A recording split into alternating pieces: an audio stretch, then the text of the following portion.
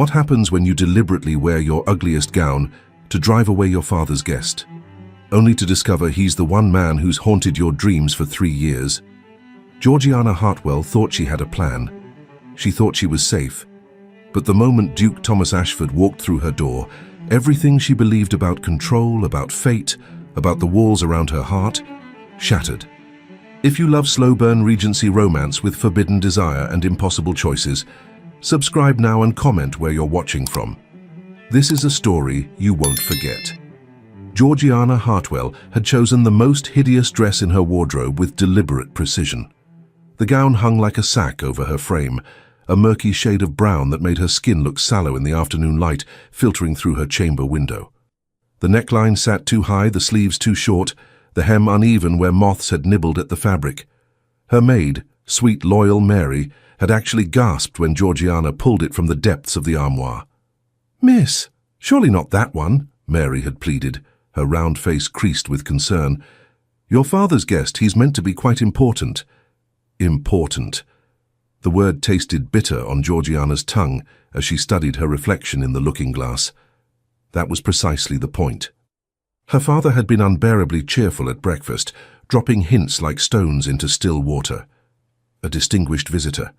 A man of considerable standing. "Someone you'll want to impress, my dear." Each word had landed with the weight of expectation, of matrimonial scheming barely concealed behind paternal smiles. Georgiana had smiled back, serene as a painted Madonna, and then she'd come upstairs and selected this monstrosity. "This one will do perfectly, Mary," she said now, smoothing the rough fabric over her waist. The dress did nothing for her figure, which was rather the point. "I have no interest in impressing father's guest." Mary's mouth opened, then closed. She knew better than to argue when Georgiana's jaw set in that particular way, when her green eyes went hard as river stones. Instead, she simply sighed and began pinning Georgiana's dark auburn hair into the most severe, unflattering style she could manage, another deliberate choice. The reflection staring back at Georgiana looked like a particularly dour governess. Perfect. She ignored the small, traitorous flutter in her chest, the one that whispered she might regret this, that perhaps her father's guest might be someone unexpected, someone... No. She crushed that thought before it could fully form. She'd learned her lesson about hope 3 years ago, at the Haversham spring ball. She'd learned it in the way a certain dark-haired duke had looked straight through her when she'd been introduced, his blue eyes distant and cold, his bow perfunctory. The Duke of Wycliffe had the kind of face that belonged in Italian paintings, all sharp angles and aristocratic beauty that made something in her chest ache just looking at him. But he'd smiled at her the way one smiles at furniture, polite, empty, forgetting her the instant he turned away. Georgiana had gone home that night and cried into her pillow like a foolish child. She'd vowed never to be that foolish again. "There," Mary said softly, tucking the last pin into place. You look like you're ready. Ready to disappoint her father. Ready to repel whatever fortune-hunting lord or aging widower he'd dragged to their modest estate in the heart of Derbyshire.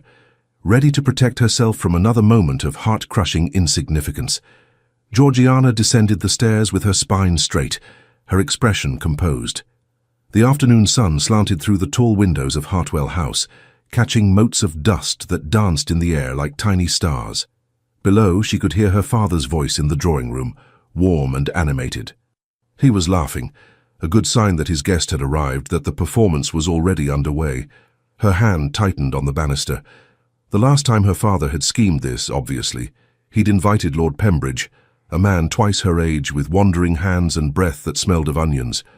Georgiana had endured one dinner before claiming a sudden migraine. Her father hadn't spoken to her for a week. Well, he could add another week of silence to his tally. She reached the bottom of the stairs and paused before the drawing-room door, which stood slightly ajar. Through the gap she could see her father's profile, his greying hair catching the light, his face animated with pleasure. And beside him, her heart stopped. She couldn't see the guest's face from this angle, just the line of a broad shoulder in a perfectly tailored coat, the colour of midnight, the edge of a strong jaw, dark hair that curled slightly at the nape of his neck. But something about the way he stood, the unconscious command in his posture, the elegant angle of his head as he listened to her father speak, made her throat go dry. No, it couldn't be. But her body already knew. Her pulse had already quickened, her palms already damp beneath her hideous brown sleeves. That ache in her chest, the one she thought she'd successfully buried 3 years ago, flared back to life like embers touched by wind. She pressed one hand against her stomach, willing herself to breathe, to think. She was being absurd. There were hundreds of aristocratic men in England with good posture and dark hair. The chances of her father somehow— "Georgiana!" Her father's voice rang out cheerfully. He must have spotted her through the gap in the door. "Come in, my dear. Come meet our guest." There was no escape now, no graceful retreat. Georgiana pushed the door open and stepped into the drawing room, her chin lifted, her expression carefully neutral. She kept her eyes on her father as she crossed the threshold, delaying the inevitable moment of— "Your Grace," her father was saying, turning toward his guest with obvious pride, "may I present my daughter, Miss Georgiana Hartwell? Georgiana, this is His Grace, the Duke of Wycliffe." The world tilted sideways. Georgiana's gaze swung to the man standing beside the fireplace, and every carefully constructed wall she'd built around her heart crumbled to dust in an instant. It was him.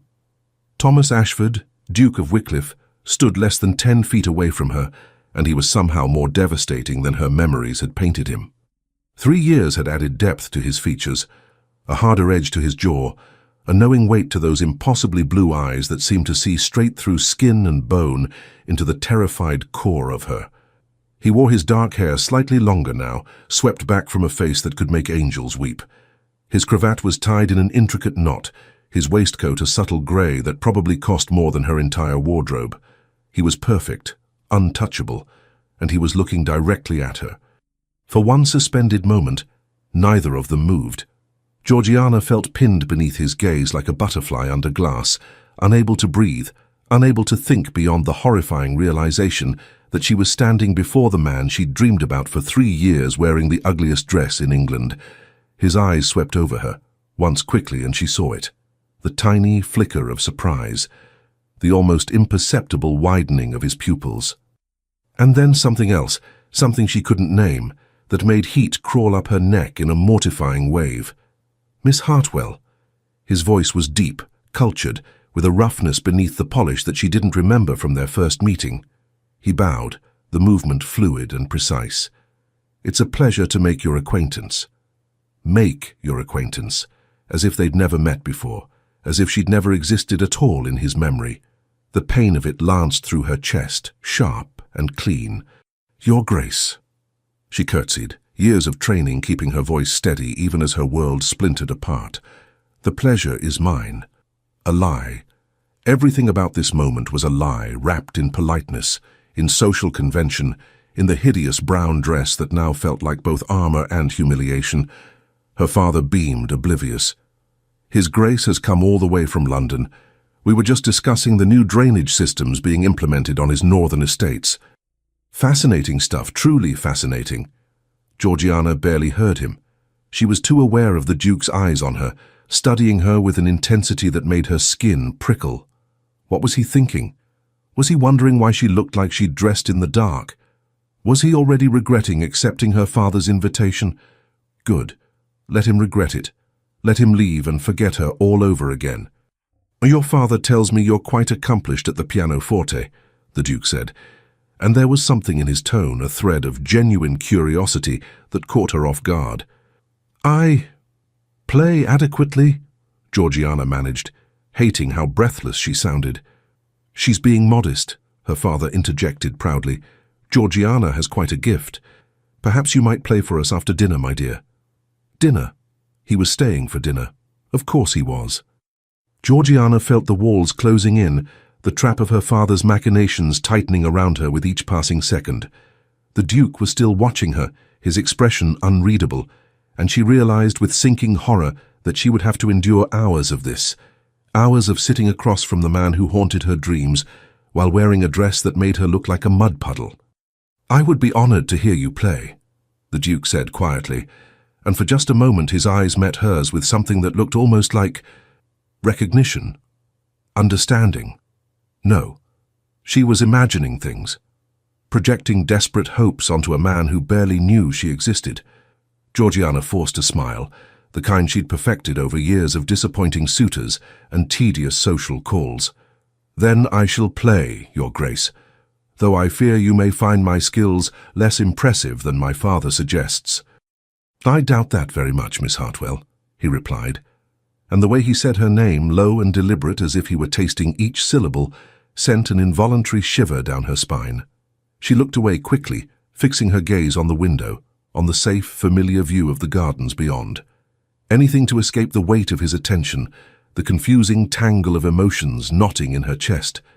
This was a disaster, a beautiful, terrible disaster, and she had no idea how she was going to survive it.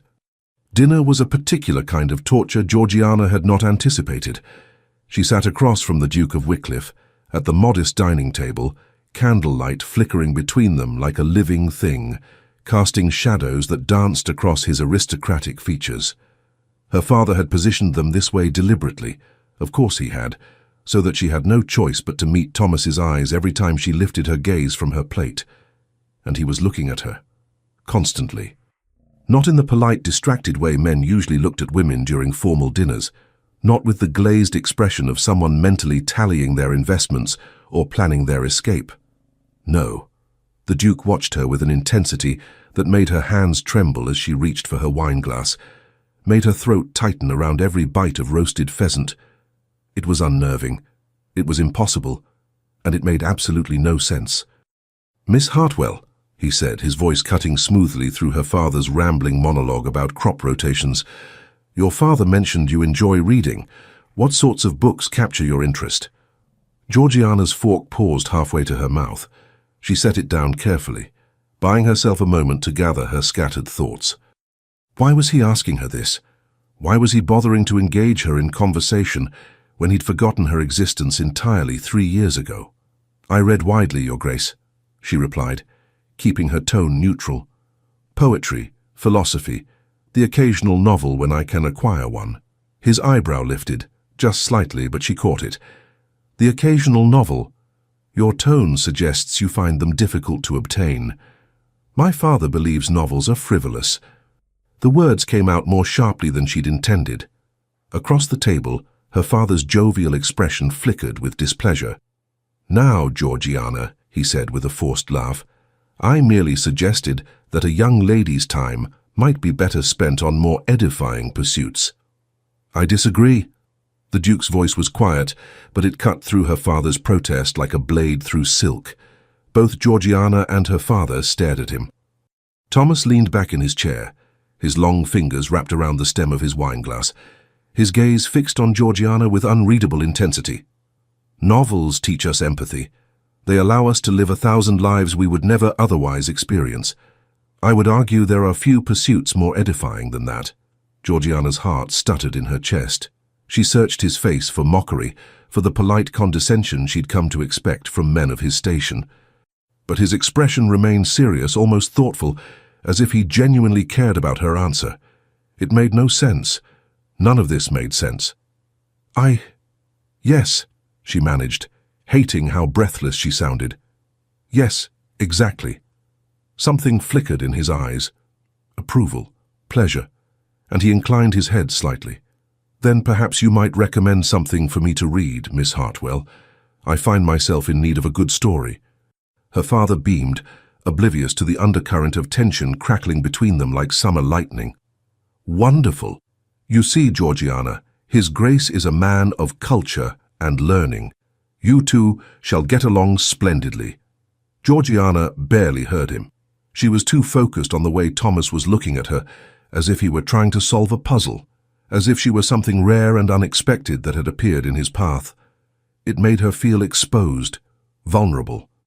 And beneath the fear and confusion, something warm and dangerous was unfurling in her chest, something that felt dangerously like hope. She crushed it ruthlessly. "I would be happy to provide a list of recommendations, Your Grace," she said coolly, reaching for her wineglass. Her fingers brushed against the stem and she forced them to steady. though I imagine your library in London far exceeds our modest collection." "Perhaps," he said softly, and there was something in his tone, a gentleness that made her throat ache.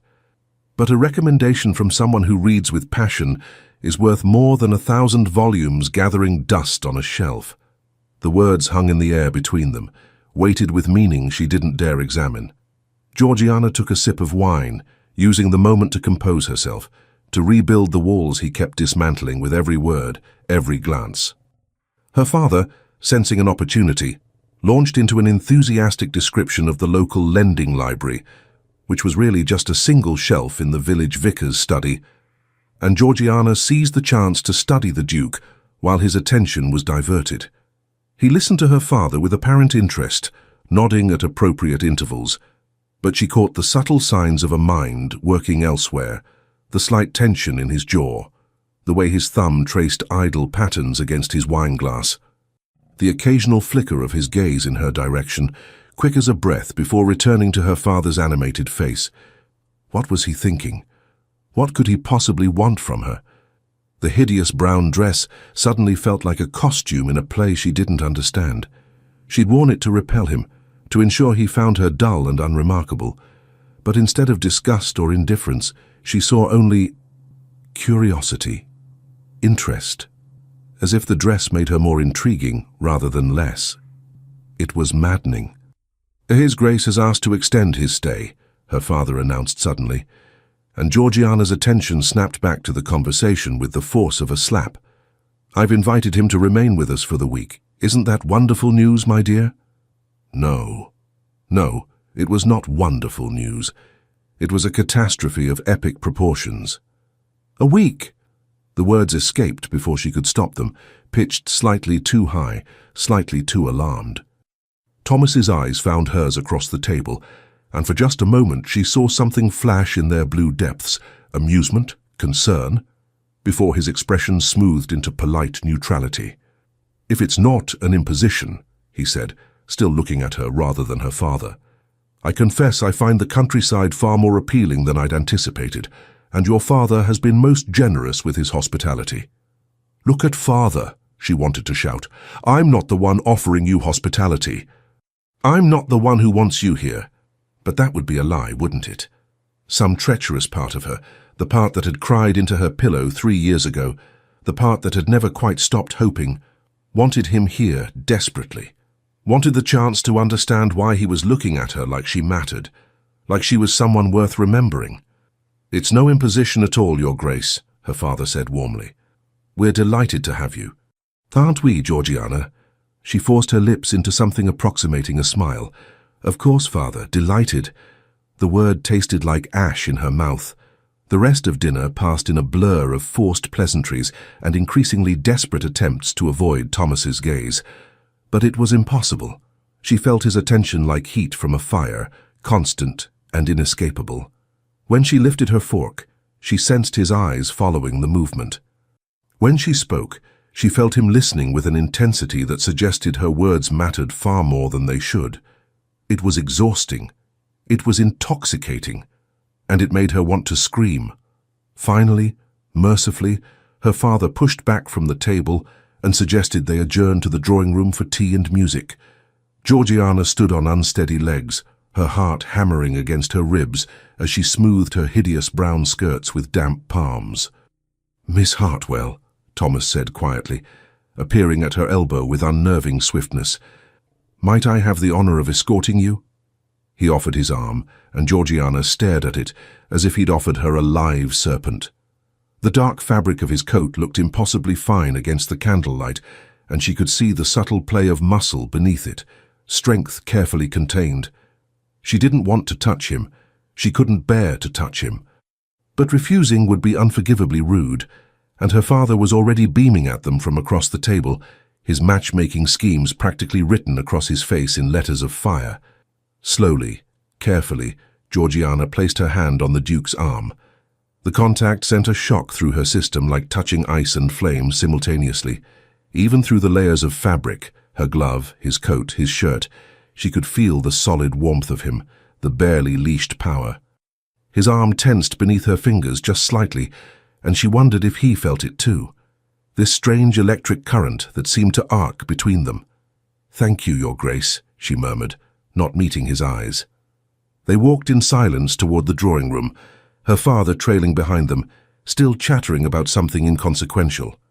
Georgiana was hyper-aware of every point of contact, her hand on his arm, the careful distance he maintained between them, the scent of him that made her think of leather and wood smoke and something darker she couldn't name.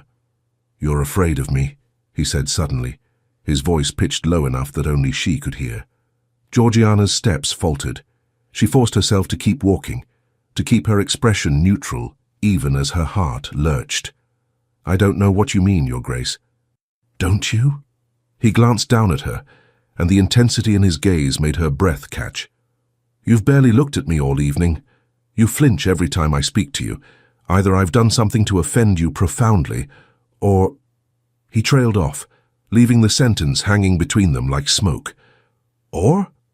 She couldn't help herself. The word escaped before her better judgment could stop it. Thomas was quiet for a long moment. They'd reached the drawing-room threshold, but he paused just outside, turning to face her fully. Her father had been waylaid by a servant with some household question, leaving them momentarily alone in the corridor. The candlelight painted shadows across the Duke's face, making him look like something from a dream, beautiful and unreal. "Or you're afraid of something else entirely," he said softly. His eyes searched hers, and she felt stripped bare beneath that gaze, all her careful defenses rendered useless.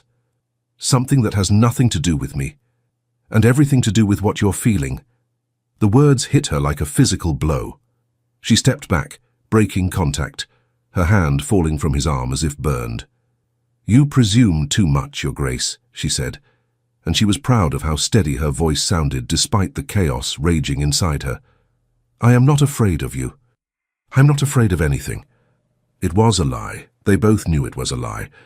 Thomas studied her for another long moment, and something in his expression shifted, softened in a way that made her chest ache. "Forgive me," he said quietly. "It seems I have a habit of overstepping with you, Miss Hartwell." Before she could respond, before she could even begin to untangle what he meant by that, her father appeared at the drawing-room door, ushering them inside with cheerful insistence. Georgiana moved mechanically to the pianoforte in the corner, grateful for the excuse to put distance between herself and the Duke. Her hands were shaking as she settled onto the bench, smoothing her skirts, arranging the sheet music with movements that had nothing to do with preparation and everything to do with buying herself time to breathe. She could feel Thomas watching her from across the room, could feel the weight of his attention like a physical touch.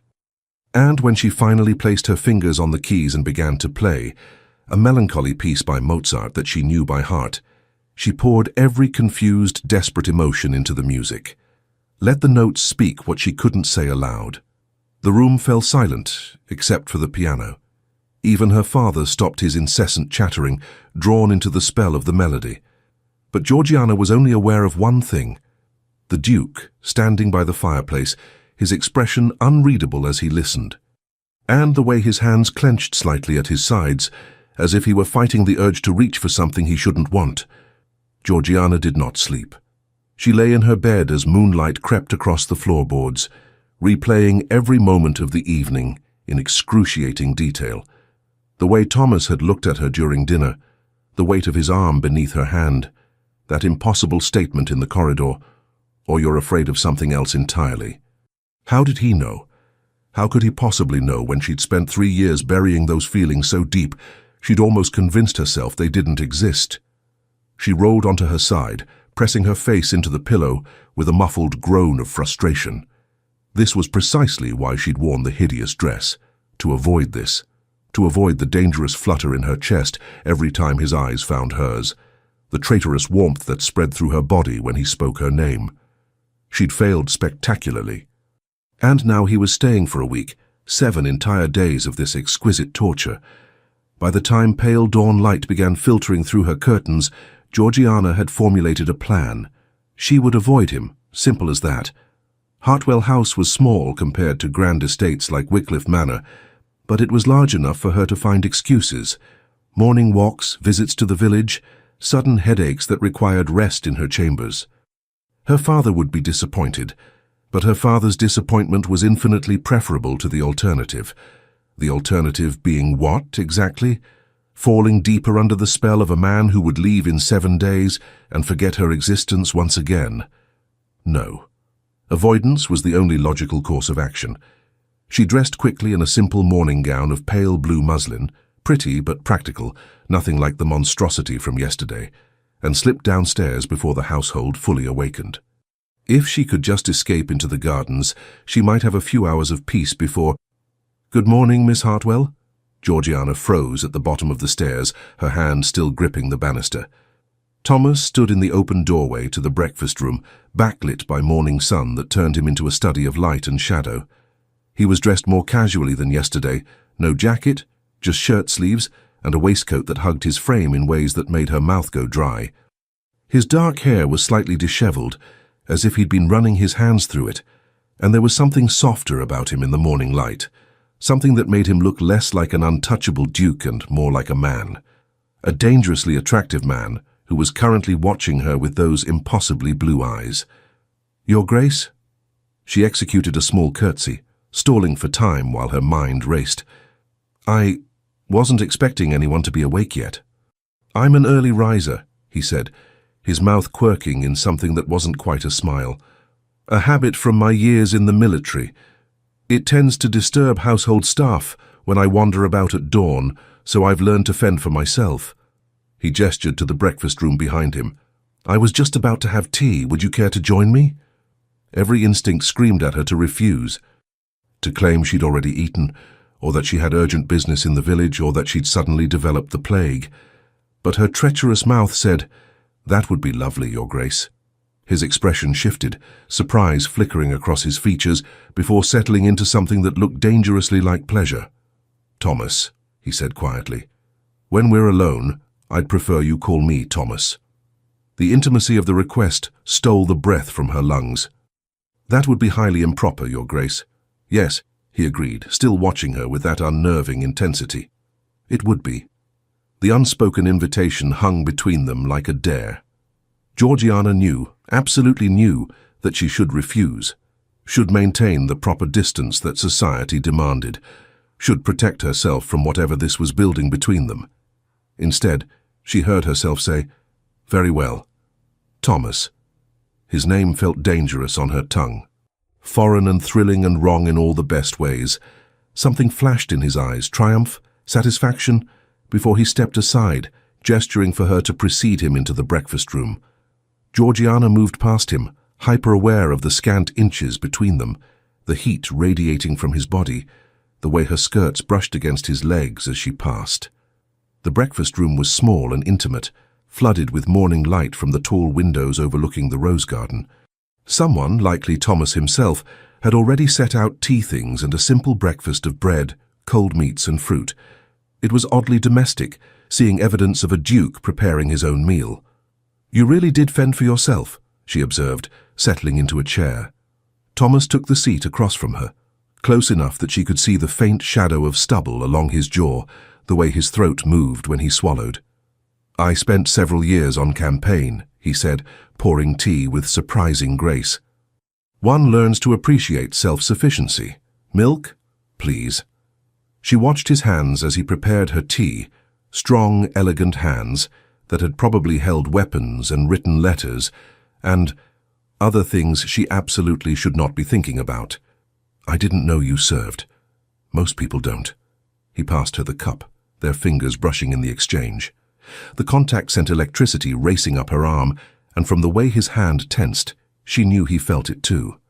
"I purchased my commission young. Against my father's wishes, naturally. He thought it unbefitting a future duke. But you did it anyway." It wasn't a question. Thomas leaned back in his chair, cradling his own cup, his eyes never leaving hers. "I did. I wanted to be useful, to earn something through my own merit rather than simply inheriting it." His mouth twisted slightly. Naive, perhaps, but I was young. Georgiana found herself leaning forward, drawn in despite all her resolutions. "You speak as if you're ancient now. You can't be more than 30. 29, he corrected, and there was something in his tone, a weariness that belied his years. But some experiences age you faster than time alone. She wanted to ask what he meant, wanted to understand this man who was nothing like the cold, distant duke she'd built up in her memory. But the intimacy of the moment already felt too dangerous, too close to something she couldn't afford to want. So instead she said, "Why are you really here, Your Grace?" The formal address felt like armor, a deliberate step back from the intimacy of his given name. Thomas noticed. She saw it in the slight tightening of his jaw, the way his fingers tensed against his cup. "Thomas," he corrected gently, "and I told you, your father invited me." "My father invites many people. You're the Duke of Wycliffe. You could be anywhere, London, Paris, your estates. Why accept an invitation from an obscure country gentleman in Derbyshire?" The question hung between them, weighted with all the confusion and fear and desperate hope she'd been trying to suppress. Thomas set down his cup slowly, deliberately, his gaze never wavering from hers. "Because 3 years ago," he said quietly, "I met you at a ball, for approximately 30 seconds, and I've thought about you every day since." The world stopped spinning. Georgiana stared at him, certain she'd misheard, certain this was some elaborate jest or fever dream or— "That's impossible," she whispered. "You didn't even remember me. When my father introduced us yesterday, you acted as if we'd never met." I lied. The admission was simple, devastating. Thomas leaned forward, closing the distance between them, and she could see the tension in every line of his body. "I remembered you perfectly, Georgiana. Your green eyes. The way you smiled when you thought no one was watching. The small scar at your temple." His gaze flickered there briefly. "That you try to hide with your hair." Her hand moved involuntarily to her hairline, where a childhood fall had left its mark. "I don't understand." "Neither do I," he said, and there was something raw in his voice now, something vulnerable that made her chest ache. "I meet hundreds of people, attend countless balls and dinners. I should have forgotten you immediately. But I didn't, I couldn't. Then why—" Her voice cracked, and she had to swallow hard before continuing. "Why did you look through me that night? Why did you treat me like I was invisible?" Pain flashed across his features. "Because I was engaged." The words landed like a blow. Of course he'd been engaged. Men like Thomas Ashford didn't remain unmarried long. "I see," Georgiana said, proud of how steady her voice remained, even as something crumbled inside her. "Then I don't understand why you're here now. Surely your wife— She's dead." The flat statement hung in the air between them, brutal and final. Georgiana's breath caught. "I'm so sorry, I didn't—" "Don't." Thomas held up a hand, his expression hardening. "Don't apologize, it was complicated. We married 3 weeks after that ball. She died 6 months later. And before you ask, no, I didn't love her. It was a business arrangement between families. She didn't love me either. We were civil to each other, nothing more." The pain in his voice belied the clinical description. Whatever the truth of his marriage, it had cost him something. Left scars she could see, even if she couldn't fully understand them. "I still don't understand why you're here," she said softly. "What do you want from me, Thomas?" He looked at her for a long moment, and she saw him weighing his words, deciding how much truth to offer. Finally he said, "When your father's letter arrived, an invitation to visit, mentioning his daughter who loved to read, I knew it was you. I knew I shouldn't come, that it was madness to chase a memory from 3 years ago. But I had to see you again. I had to know if what I remembered was real or just—" He trailed off, searching for words. Just what? Her heart was hammering so hard she was certain he could hear it. "Just a dream I'd built up to survive a nightmare." His voice dropped to barely above a whisper. "And now I'm here, and you're wearing hideous dresses and avoiding my eyes and looking at me like I'm going to hurt you. And I'm terrified that I've made a terrible mistake, that the woman I remembered doesn't exist, or that she exists but wants nothing to do with me." The vulnerability in his confession broke something open inside her. All her carefully constructed defenses, all her resolutions to protect herself, crumbled in the face of his raw honesty. "The dress was deliberate," she heard herself say. "I wore it to drive you away. Because I thought—" She had to force the words out. "I thought you were just another suitor my father had dragged here. I didn't know it was you, and when I realized—" "When you realized," Thomas prompted, leaning forward. Georgiana met his eyes, and for once she let him see the truth written on her face. "When I realized it was you, I wanted to die. Because you were the man I'd cried over for weeks after that ball. The man I'd built up in my mind as perfect and unattainable. And I was standing there in the ugliest dress in England, and you were looking at me like you were the most fascinating woman I'd ever seen," Thomas finished softly. "Because you were. You are." The words settled over her like a benediction, like a promise, like the beginning of something that terrified and thrilled her in equal measure. "This is madness," she whispered. "Yes," Thomas agreed. "Complete madness." Neither of them moved. The morning light painted gold across the table between them, illuminating the tea growing cold. The breakfast neither of them had touched. Outside, birds sang in the rose garden, oblivious to the fact that Georgiana's entire world had just shifted on its axis. "I don't know what happens next," she admitted. Thomas's mouth curved in something that was almost a smile. "Neither do I. But we have 7 days to figure it out." 7 days. It sounded like forever and no time at all. Georgiana took a sip of her lukewarm tea, using the moment to steady herself.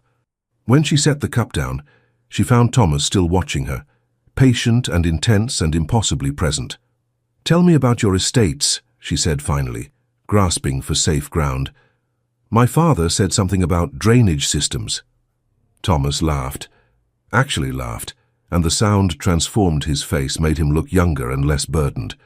"That's what you want to know about? Drainage systems?"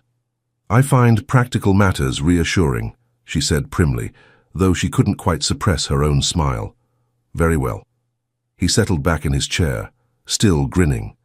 "Let me tell you about the absolutely fascinating world of agricultural water management." And as he began to speak, his voice warm and animated, his eyes crinkling with amusement, Georgiana realized she was in more danger than she'd ever imagined. Because this wasn't the cold, distant Duke from her memories. This was a man, a real, complicated, wonderful man, who looked at her like she hung the moon and laughed at his own absurdity and remembered a 30-second meeting from 3 years ago. This was a man she could very easily love if she wasn't careful, if it wasn't already too late. The next 3 days passed in a strange, suspended reality that felt nothing like Georgiana's ordinary life. Thomas was everywhere, at breakfast, in the library, walking the gardens when she sought refuge outdoors, and yet it never felt intrusive. He didn't crowd her or demand her attention. Instead, he simply existed in her space, as if he belonged there, as if he'd always been there, waiting for her to notice. They fell into a rhythm without planning it. Morning tea in the breakfast room, where they talked about everything and nothing, books and politics, and the absurdity of London society. Afternoons in the library, where they would read in companionable silence, occasionally sharing passages that struck them. Evenings when her father insisted on cards or music, and Thomas would watch her play the pianoforte with an expression that made her fingers stumble over the keys. It was terrifying. It was wonderful. And Georgiana knew, with increasing certainty, that it couldn't last. On the 4th morning of his visit, she woke to rain hammering against her window, the kind of relentless downpour that turned roads to rivers and trapped everyone indoors. She dressed in a simple gown of dove grey and made her way downstairs, expecting to find Thomas already in the breakfast room. Instead, she found her father alone at the dining table, sorting through correspondence with a distracted air. "Good morning, Father," she said, accepting a cup of tea from the housemaid. "Where is His Grace?" "Gone to the village." Her father didn't look up from his letters. "Some urgent business with his solicitor, apparently. He left before dawn." Something cold settled in Georgiana's stomach. The solicitor? But the roads? In this weather? He insisted. Her father finally glanced at her, and there was something calculating in his expression that made her uneasy. "He should return by afternoon, weather permitting. Which gives us time to speak, my dear." The way he said it, with that particular emphasis on the last 2 words, sent warning bells clanging through her mind. Georgiana set down her teacup carefully, Speak about what, father? About his Grace's intentions, naturally. Her father folded his hands on the table, adopting what she privately called his serious business posture. He's been here 4 days now. 4 days of monopolizing your time, seeking your company at every opportunity.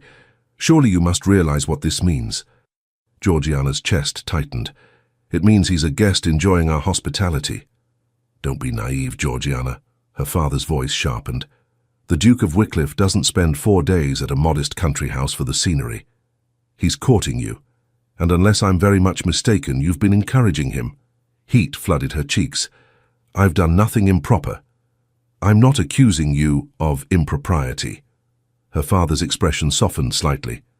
I'm merely observing that you seem fond of him, and he of you, which is precisely what I'd hoped when I extended the invitation. The words hit her like cold water. You planned this. You knew who he was when you invited him. Of course I knew. Her father looked genuinely surprised by her shock. Lord Pemberton mentioned that His Grace had inquired about you after the Havisham's ball 3 years ago, when he wrote to me last month, suggesting a visit. Well, I wasn't about to refuse such an advantageous connection. Georgiana stood so abruptly her chair scraped against the floor. He wrote to you. Thomas wrote to you asking to visit. Well, not in so many words. It was all very proper. Mutual acquaintances, business interests in the area, that sort of thing. But the subtext was clear enough. Her father studied her with narrowed eyes. Did you think this was coincidence, Georgiana? That a duke simply stumbled upon our doorstep? No, she hadn't thought it was coincidence. But she'd believed, foolishly, desperately, that Thomas had come for her. Because he'd remembered her. Because he'd wanted to see her again. Not because her father had orchestrated the entire thing like a chess match. I need air, she managed, already moving toward the door. Georgiana? Please, father. I need to think. She didn't wait for his response, didn't stop moving until she'd grabbed a shawl from the hall stand and stepped out into the covered walkway that led to the conservatory. Rain drummed on the glass roof above her head, creating a cocoon of sound that drowned out everything else. Had any of it been real? The conversations, the shared smiles, the way Thomas looked at her as if she were something precious and rare? Or had it all been part of some elaborate courtship ritual her father had engineered? I had to see you again, Thomas had said. I've thought about you every day since. But he'd also written to her father, had arranged this visit through proper channels, had played the game exactly as society dictated. Georgiana pressed her hands against the cool glass wall of the conservatory, watching rain stream down in rivulets. She should feel grateful, thrilled even. How many women had the chance to marry a duke who actually seemed to care about them, who made their hearts race and their thoughts scatter? But all she felt was hollow, because nothing she'd believed about the past 4 days was what she'd thought it was. I knew I'd find you here. Georgiana spun around, her heart leaping into her throat.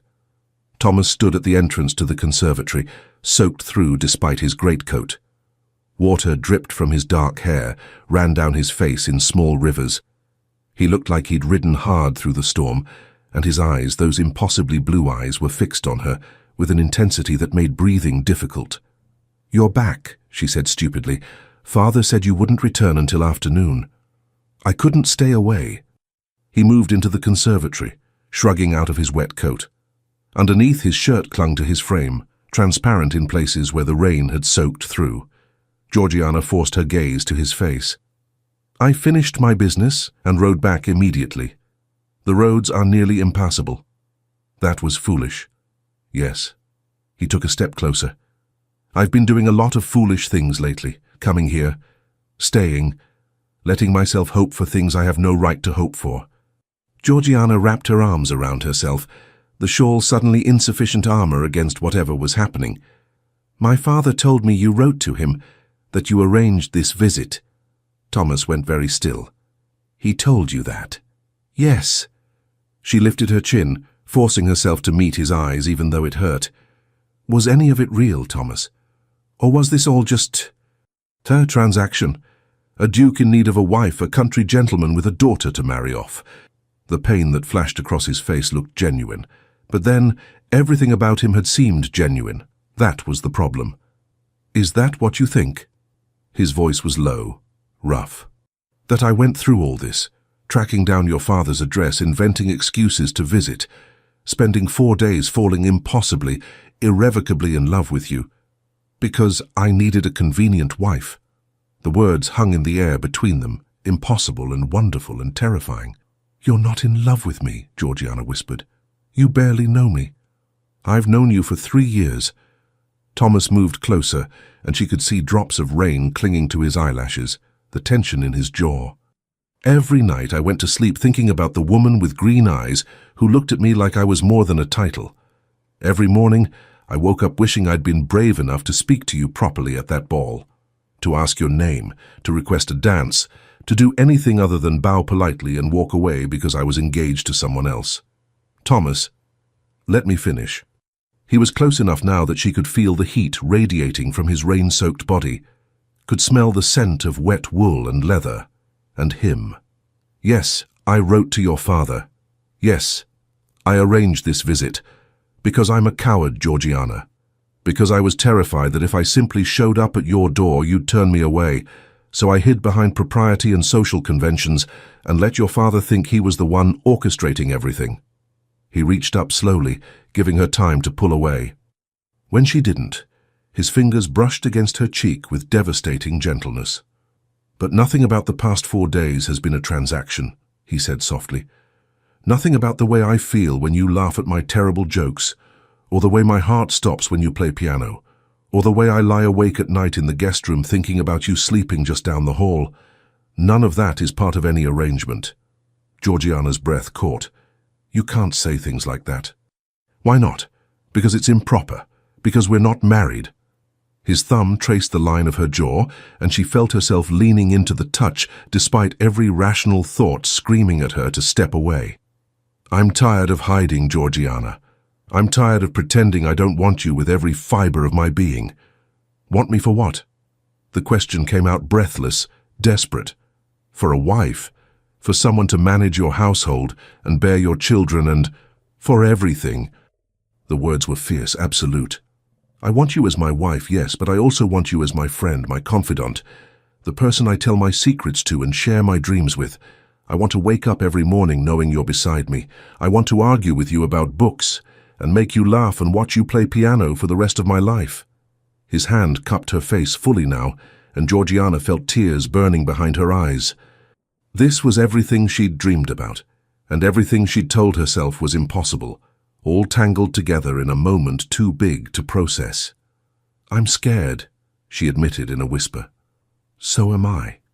Thomas leaned forward until his forehead rested against hers, until she could count the raindrops on his eyelashes, until breathing meant sharing the same air. I'm terrified, Georgiana, because I've already lost one person I married. And the thought of losing you, of having you and then watching you slip away. His voice cracked, and Georgiana realized with shock that he was shaking. This powerful, untouchable duke was trembling against her like a man who'd reached the end of his endurance. What happened to her? She asked softly. Your wife. Thomas was quiet for so long she thought he wouldn't answer. Then, childbirth. The baby didn't survive either. She was 6 months along when... He stopped, swallowed hard. It wasn't my child. She'd taken a lover. I knew, she knew I knew. But we'd both agreed to maintain appearances. And then she died. And everyone assumed I was the grieving husband when all I felt was guilt and relief and self-loathing for feeling relieved. The confession was raw, painful. Georgiana lifted her hands to his face, framing it the way he was framing hers. I'm sorry, she said. I'm so sorry you went through that. Don't be sorry. His eyes met hers, and she saw every scar, every wound he usually kept hidden. Be honest with me. Tell me if there's any chance, any at all, that you could feel for me even a fraction of what I feel for you, because if there isn't, I need to leave. I need to go before I make this worse. Georgiana looked at him, really looked at him, at the man who'd ridden through a storm to get back to her, who'd remembered her for 3 years, who was standing here soaking wet and vulnerable and asking for something she'd wanted since the moment she'd seen him 3 years ago. "There's a chance," she whispered. "More than a chance." The hope that blazed in his eyes was almost painful to witness. "Georgiana, but I need time." She forced herself to say it, even as part of her screamed to just surrender. "This is all happening so fast. 4 days ago, I thought you'd forgotten I existed. Now you're telling me you love me, and I need time to think, to be sure." Thomas nodded slowly, though she could see the disappointment warring with understanding in his expression. "How much time?" "The rest of your visit." She managed a shaky smile. "You said we had 7 days. Give me the remaining 3 to sort through my feelings, and then—" "And then?" His voice was hoarse. "And then I'll give you my answer." It was both a promise and a reprieve.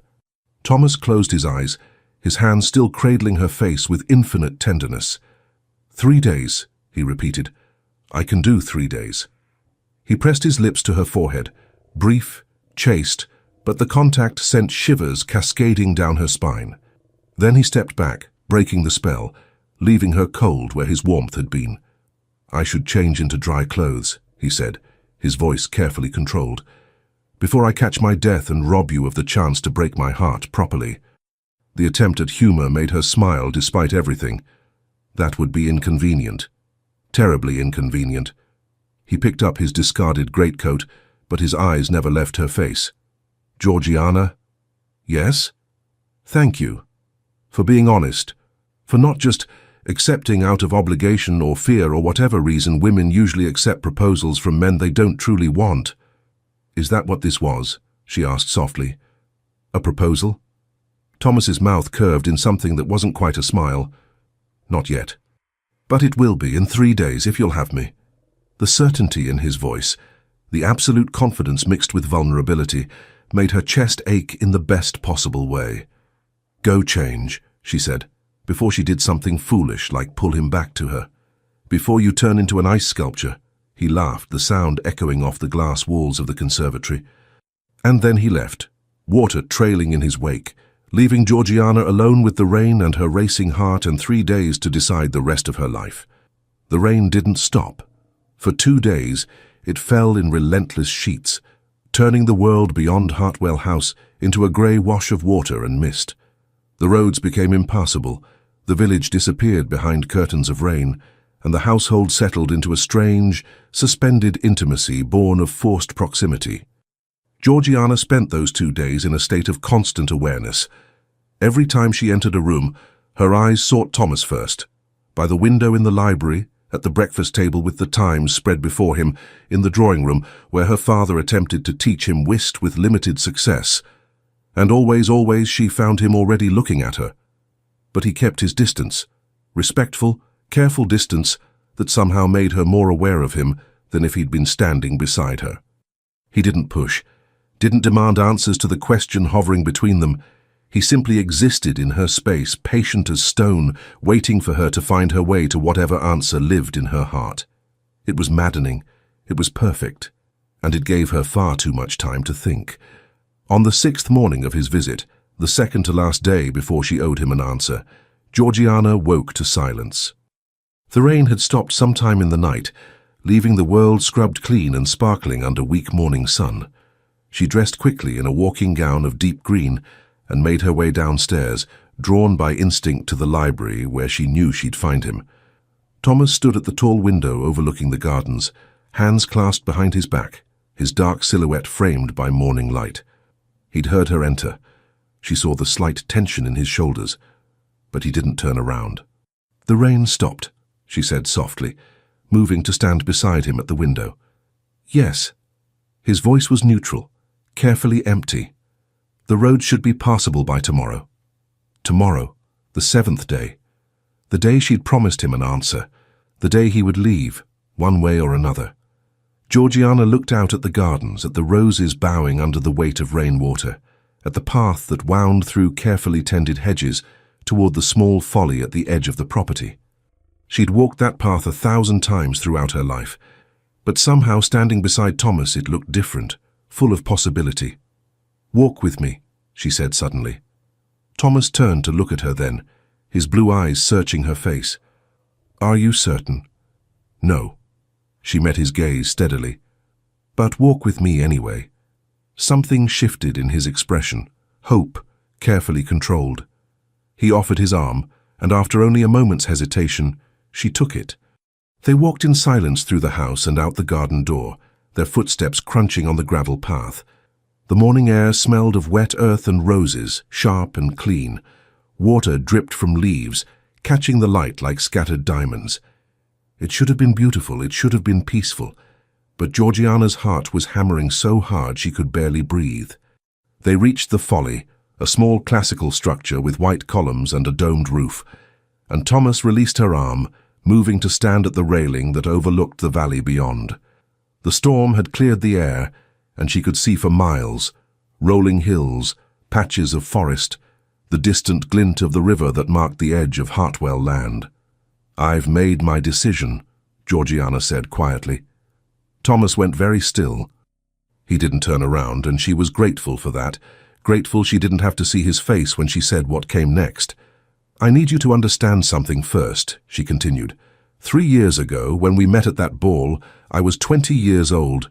I'd had my come out, attended dozens of social events, met countless men, and not one of them had ever made me feel anything beyond mild interest or polite boredom. She moved to stand beside him at the railing, close enough that their shoulders nearly touched. "And then I met you," she said softly. 30 seconds. That's all it was. But in those 30 seconds, you looked at me like I was a person, not a potential wife or a social connection or a decorative object, just a person worth noticing.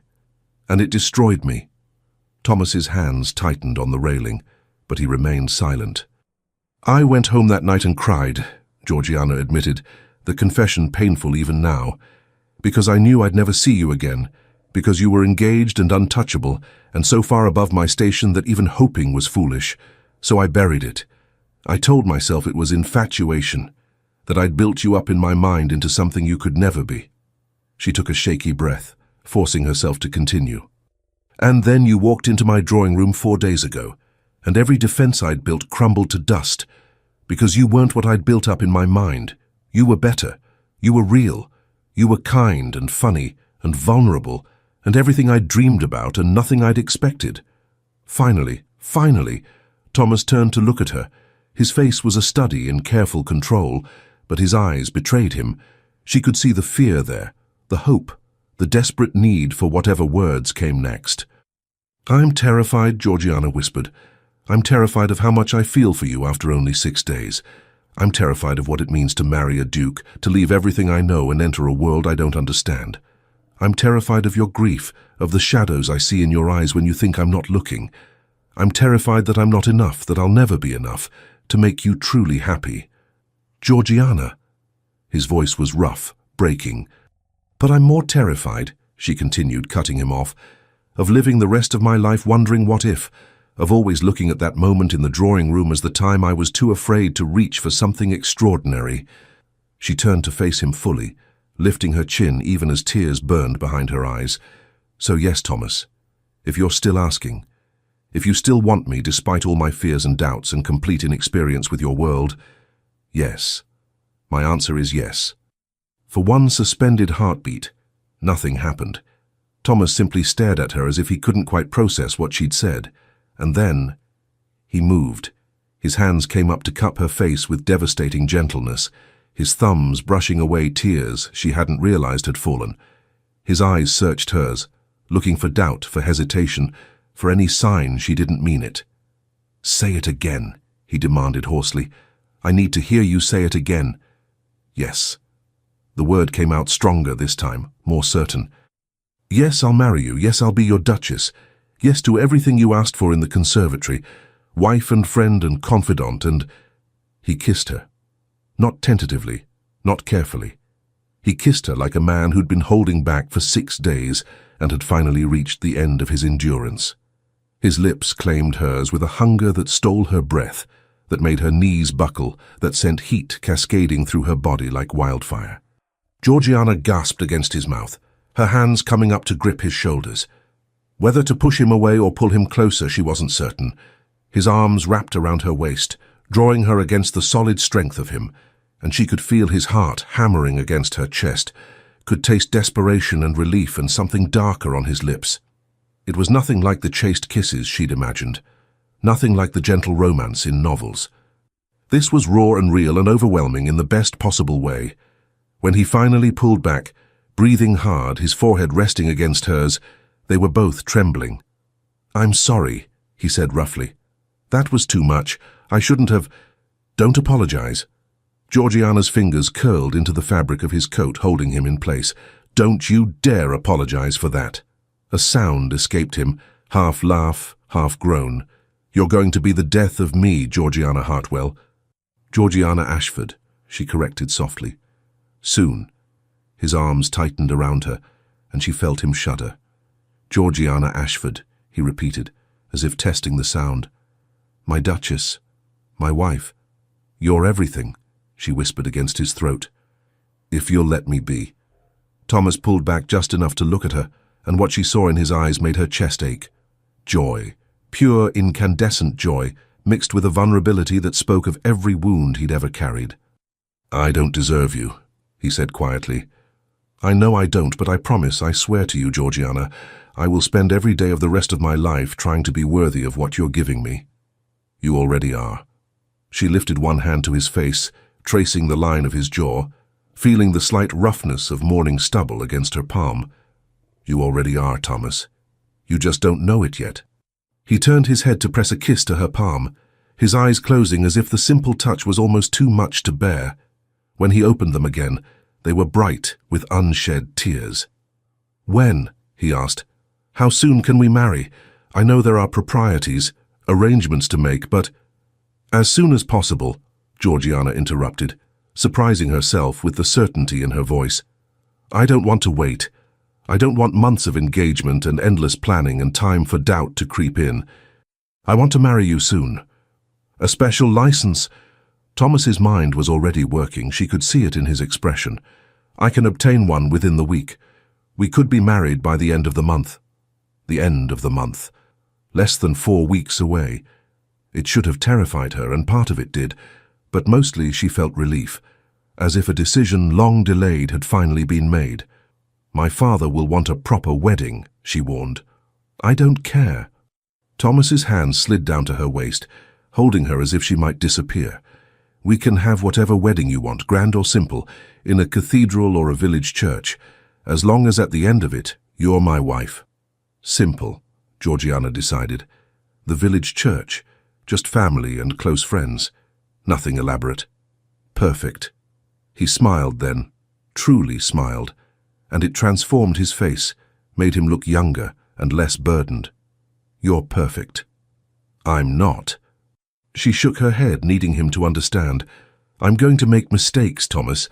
I'm going to stumble through my duties as Duchess. I'm going to say the wrong thing at important dinners and probably offend half of London society without meaning to." "I'm counting on it," he said seriously. "London society needs offending. They've grown complacent."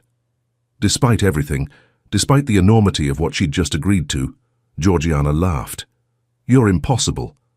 "I'm yours." He said it simply, as if it were the most natural thing in the world. "For better or worse, in all my impossible glory, I'm yours, Georgiana." The words settled over her like a vow, like a promise that would be made official in a few short weeks, but was already binding in every way that mattered. "We should go back," she said reluctantly. "Tell my father. Make plans. In a moment." Thomas pulled her close again, tucking her head under his chin, his arms wrapped around her like he was sheltering her from the world. "Just let me hold you for a moment. Let me convince myself this is real." Georgiana relaxed into his embrace, feeling the steady thrum of his heartbeat beneath her cheek, the solid strength of him surrounding her. This was real.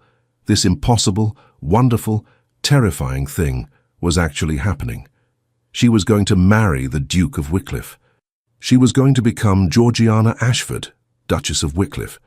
She was going to leave behind everything familiar and step into a world she barely understood. But she wouldn't be doing it alone.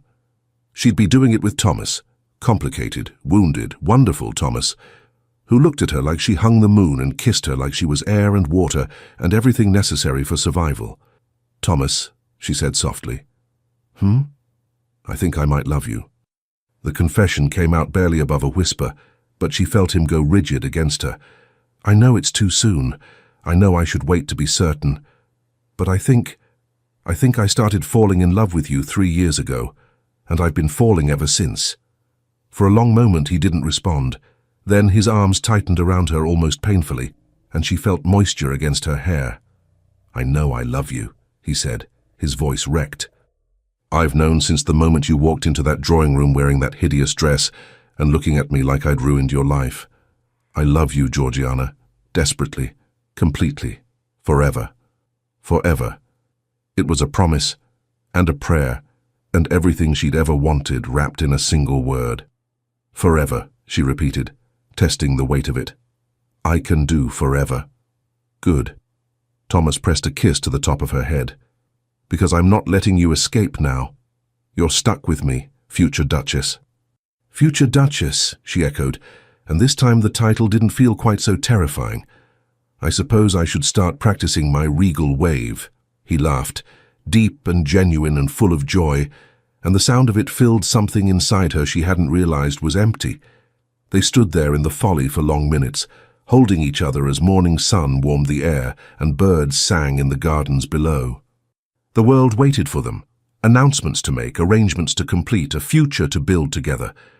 But for now they had this, a moment of peace in the eye of the storm, a moment where nothing existed except the two of them and the promise they'd made. And it was enough. It was everything.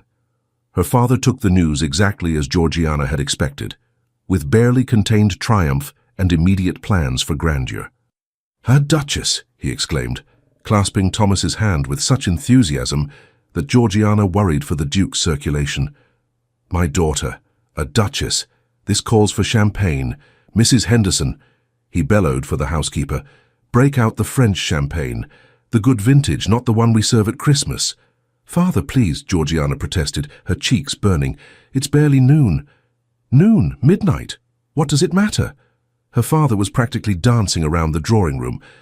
"This is the best news I've had in 20 years. Better than when old Hartwell died and left me this estate.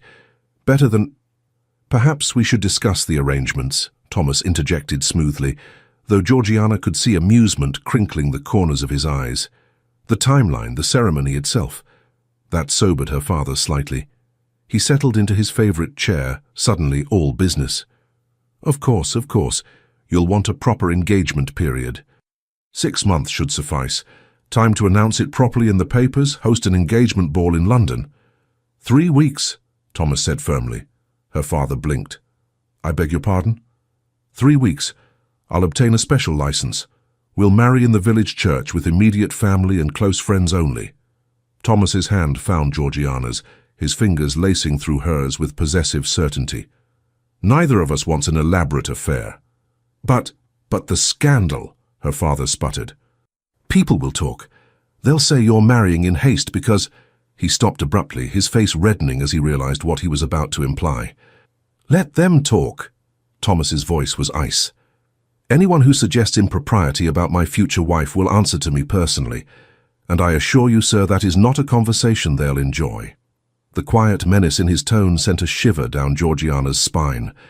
This was the Duke speaking now, not the gentle, vulnerable man who'd held her in the folly. This was the aristocrat who commanded estates and influenced Parliament and could destroy reputations with a word. It should have frightened her. Instead, she felt oddly protected. Her father, reading the steel in Thomas's expression, wisely changed tactics. "Very well, 3 weeks it is. But you must at least allow me to host a small dinner party, to introduce His Grace properly to our neighbors and—" "No." Georgiana surprised herself with the firmness of her refusal. Both men turned to look at her. "No dinner parties, father. No announcements until after we're married. I don't want to spend the next 3 weeks being stared at and gossiped about." "But my dear, she's right." Thomas squeezed her hand gently. "We'll marry quietly. Afterwards we can host a reception at Wycliffe Manor if you wish.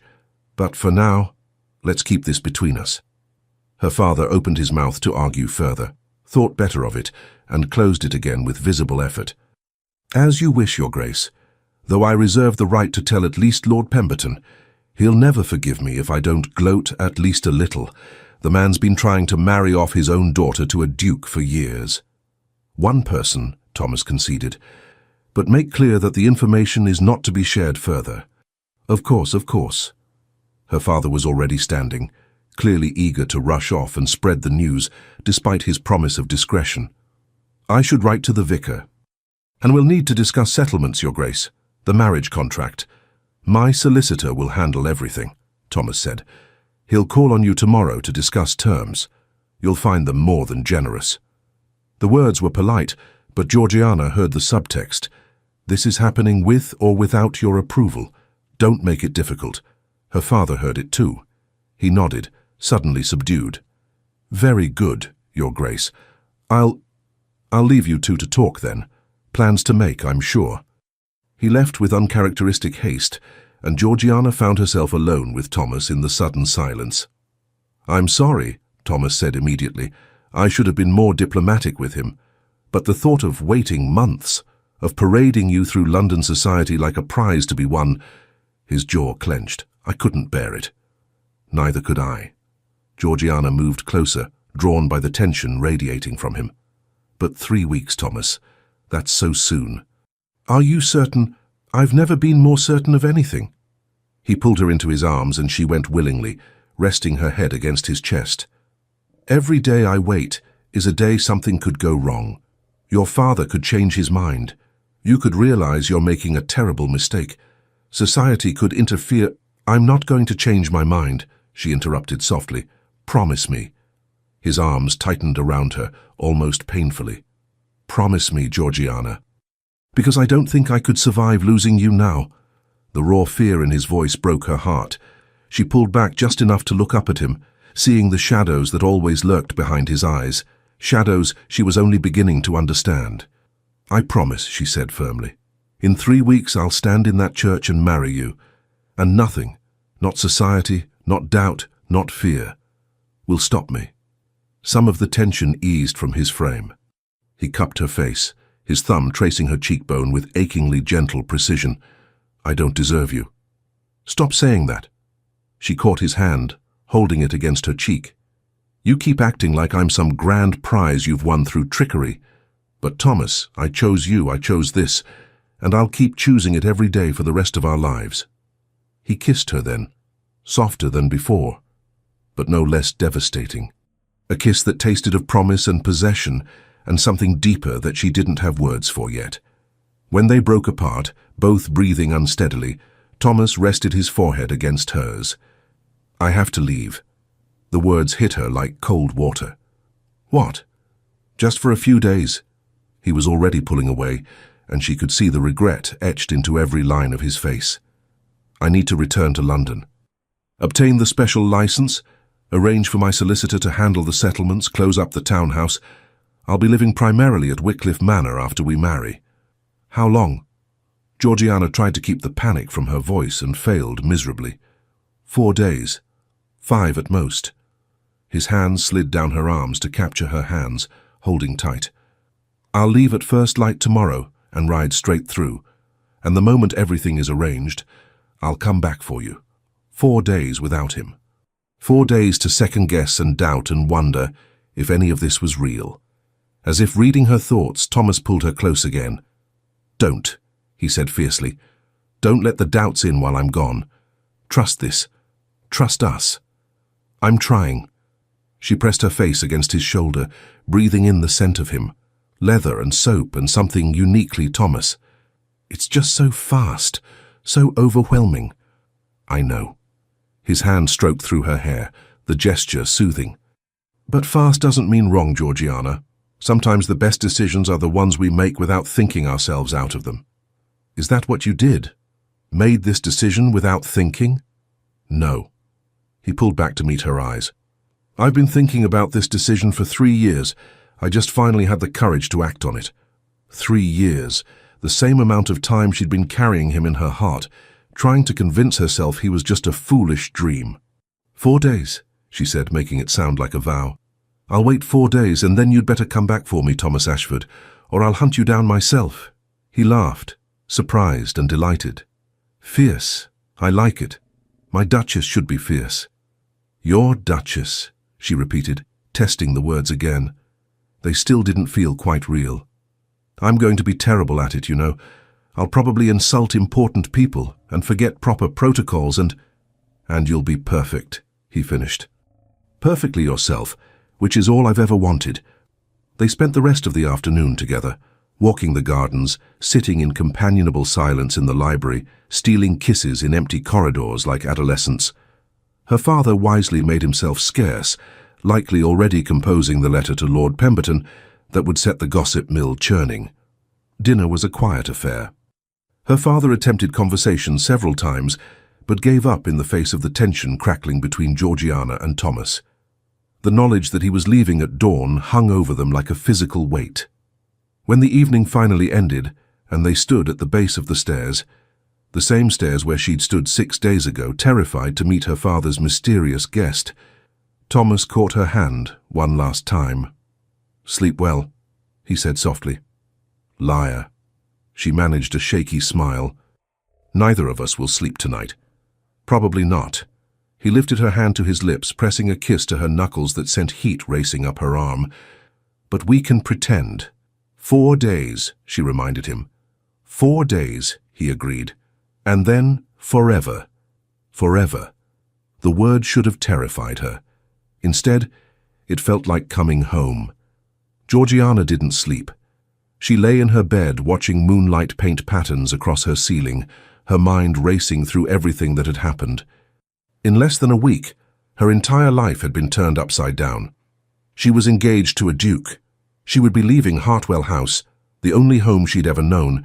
In less than a month, she would become a duchess, with responsibilities and duties she barely understood, and she would be Thomas's wife, his partner, his everything, as he'd called her. The thought sent equal parts terror and exhilaration cascading through her chest. A soft knock on her door made her sit up in bed. "Yes?" Mary entered, carrying a candle, her expression troubled. "Miss, forgive me for disturbing you, but there's a woman downstairs asking to speak with His Grace. She says it's urgent." Georgiana's stomach clenched. "What woman?" "She wouldn't give her name, miss, but she's very insistent, and she looks—" Mary hesitated, clearly uncomfortable. "She looks like quality, if you understand me. Not someone we can simply turn away." Every instinct screamed danger. But Georgiana forced herself to remain calm. "Where is His Grace?" "In the library, miss. Your father went to bed an hour ago." "Of course he did." Georgiana threw back her covers, reaching for her dressing gown. "I'll handle it." "Miss, you can't go down in your nightclothes." "I can and I will." She tied the robe securely, her jaw set. "If someone is here to see the Duke at midnight, I want to know why." Mary looked like she wanted to argue but knew better. Instead, she simply handed Georgiana the candle and followed her down the stairs like a worried shadow. The library door was ajar, and through the gap, Georgiana could hear voices. Thomas's low and controlled, and another voice, female, cultured, angry. "Think you can simply forget, Thomas? Forget what we meant to each other?" Georgiana's blood turned to ice. She pushed the door open fully, and 3 pairs of eyes turned toward her. Thomas stood by the fireplace, his expression carved from stone. And facing him, beautiful, elegant, and looking at him with naked fury, stood a woman Georgiana had never seen before, a woman who clearly knew Thomas very, very well. "Forgive the intrusion," the woman said, her tone dripping with false sweetness as her gaze swept over Georgiana's nightclothes with obvious disdain. "But I needed to speak with the Duke, privately." "Anything you need to say to me," Thomas said coldly, "you can say in front of my fiancé." The word hung in the air like a bomb. The woman's eyes widened, then narrowed. "Fiancé? You move quickly, Your Grace. It's barely been a year since Catherine died." Georgiana felt the floor tilt beneath her feet. She gripped the doorframe for support, her mind reeling. This woman had known Thomas's wife, which meant she knew about his marriage, about his grief, about parts of his life he hadn't shared with Georgiana yet. "Lady Ashworth," Thomas said, his voice like winter frost, "I suggest you leave, now, before you say something we'll all regret." But Lady Ashworth was smiling now, a sharp, predatory smile that made Georgiana's stomach churn. "Oh, but Thomas, doesn't your little country bride deserve to know the truth About you and Catherine, about what really happened that night. Get out. The command was deadly quiet. No. The woman turned to face Georgiana fully, and there was cruelty in her beautiful eyes. She should know what kind of man she's marrying. She should know that— Enough! Thomas moved between them, blocking Lady Ashworth from Georgiana's view. You will leave my future wife out of whatever twisted game you're playing. You will leave this house, and you will never, never approach either of us again. Do you understand? The silence that followed was suffocating. Finally, Lady Ashworth laughed, a bitter, hollow sound. She doesn't know. Oh, this is rich. You haven't told her anything, have you, Thomas? Mary, Georgiana said, surprised by how steady her voice sounded. Please escort Lady Ashworth to her carriage.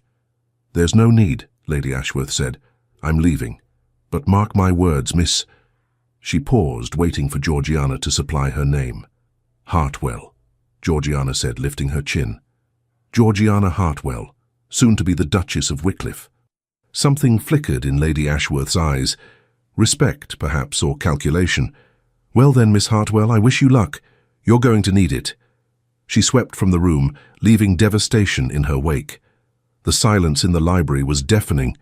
Georgiana stood frozen in the doorway, her candle trembling in her hand, watching Thomas's rigid back as he stared into the fireplace. The tension radiating from him was palpable.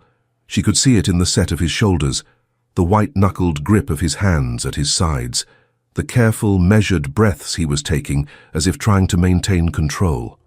Thomas, she said softly. He flinched at the sound of his name. You should go back to bed, Georgiana. No. She set the candle down on a nearby table and closed the door, shutting Mary out, shutting the world out. Not until you tell me what just happened. It's nothing. His voice was flat, empty. Lady Ashworth is a bitter woman with too much time and too many grievances. Ignore her. She knew your wife.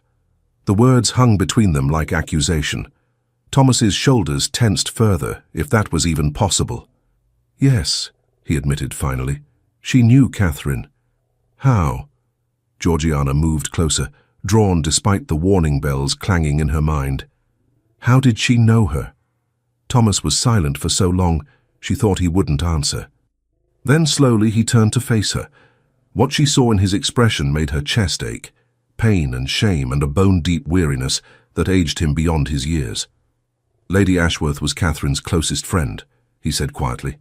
They grew up together, were practically sisters, and when Catherine married me, Lady Ashworth made it very clear that she believed I was unworthy of her. Georgiana processed this, her mind working through implications. She was in love with you. No. Thomas shook his head.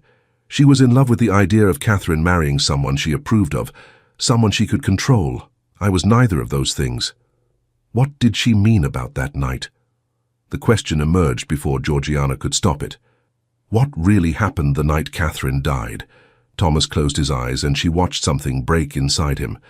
When he opened them again, they were haunted, the shadows she'd glimpsed before, now fully visible in the firelight. I told you Catherine died in childbirth, he said slowly. That's true, but I didn't tell you all of it. Georgiana waited, her heart hammering. Part of her didn't want to know, didn't want whatever darkness he was about to reveal. But if she was going to marry this man, she needed to know all of him, not just the gentle parts he showed her, but the wounded, complicated reality beneath. Catherine hated me, Thomas said bluntly. From the moment we married, she made that abundantly clear. We had separate chambers, separate lives. The only time we interacted was at social functions where appearances had to be maintained. And that, his voice caught, that was fine with me. I didn't love her either. I'd gone into the marriage with no illusions. He moved to the sideboard, pouring himself a measure of brandy with shaking hands. He didn't drink it, just held it like an anchor. The child wasn't mine, he continued. We hadn't— He stopped, clearly struggling with how to explain without being indelicate. The marriage was never consummated, by mutual agreement. So when she told me she was expecting, we both knew whose child it was.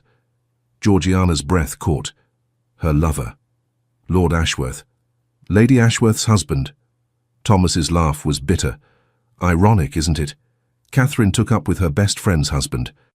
And when he refused to leave his wife for her, Catherine tried to pass the child off as mine, demanded I claim it publicly. What did you do? I agreed. The admission came out flat, resigned. What else could I do? The scandal would have destroyed both our families, so I agreed to claim the child, to let society believe it was mine, to play the doting father-to-be. And Catherine seemed almost grateful. For a few weeks we had something approaching civility between us. He finally took a sip of the brandy, grimacing at the burn. Then she went into labor 2 months early, he said quietly. I was in London, attending to business. By the time I received word and rode back to the estate, she'd been laboring for nearly a day. The doctor said the baby was positioned wrong, that she was too weak, that... His voice broke completely. He set down the glass before he dropped it, his hands trembling. She died calling for him, Thomas whispered. For Ashworth. Not for me, not for the doctors, not even for Lady Ashworth, who was there holding her hand. She died calling for a man who'd abandoned her the moment the affair became inconvenient. Georgiana felt tears burning behind her eyes. She moved to him without thinking, closing the distance between them, her hands finding his. I'm so sorry, she said. Thomas, I'm so sorry you went through that. Don't. He tried to pull away, but she held firm. Don't pity me, Georgiana. I don't deserve it. Because when she died, when I stood there watching the life drain from her eyes, all I felt was relief. Relief that I was free. That I wouldn't have to spend the rest of my life in that cold, empty marriage. That doesn't make you a monster, Georgiana said fiercely. It makes you human. Lady Ashworth would disagree. His laugh was hollow. She blamed me for Catherine's death. Said if I'd been a proper husband, Catherine wouldn't have needed to seek affection elsewhere.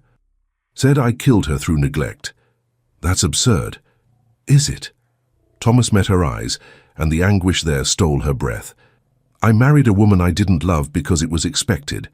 I maintained a facade of civility while letting her suffer in loneliness. Maybe if I'd tried harder, been kinder, given her some reason to... Stop. Georgiana cupped his face, forcing him to look at her. Catherine made her choices. You made yours. Neither of you was blameless, but neither of you was wholly at fault. Marriage without love is always complicated, always painful. But Thomas... She made sure he was listening, really listening. You cannot carry the guilt of her choices for the rest of your life. How can I not? The question came out broken. How can I marry you knowing I failed so spectacularly with her, knowing that I'm bringing all this darkness, all these ghosts, into your life? Because I'm not Catherine. Georgiana said it firmly, with absolute certainty. I'm not marrying you out of obligation or family pressure. I'm choosing you, Thomas, knowing about your past, knowing about your grief and your guilt and your shadows. I'm choosing all of it. You shouldn't. But even as he said it, his hands came up to cover hers, holding her palms against his face like they were the only thing anchoring him. You should run as far from me as possible. Well, I'm terrible at following sensible advice. She managed a shaky smile. Always have been. Just ask my father. Despite everything, a sound that might have been a laugh escaped him. Georgiana, I need to know one thing, she interrupted, and I need you to be completely honest with me. He nodded, bracing himself. Do you want to marry me out of guilt? She forced herself to ask it, even though the answer terrified her. Are you trying to fix what happened with Catherine by choosing differently this time? No. The answer was immediate, vehement. God, no. Georgiana, you're not some redemption project. He struggled for words, his hands tightening over hers. You're the first person in years who's made me feel like I'm more than my title, more than my mistakes.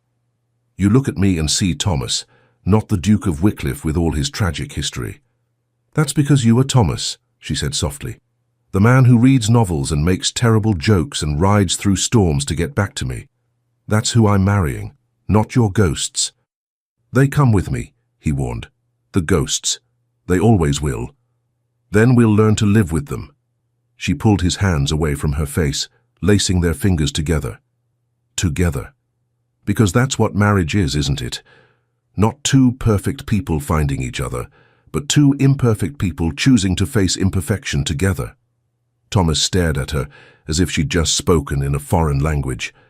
How are you so wise at 23? I'm not wise. Georgiana rested her forehead against his chest, feeling his heartbeat steady and strong beneath her cheek.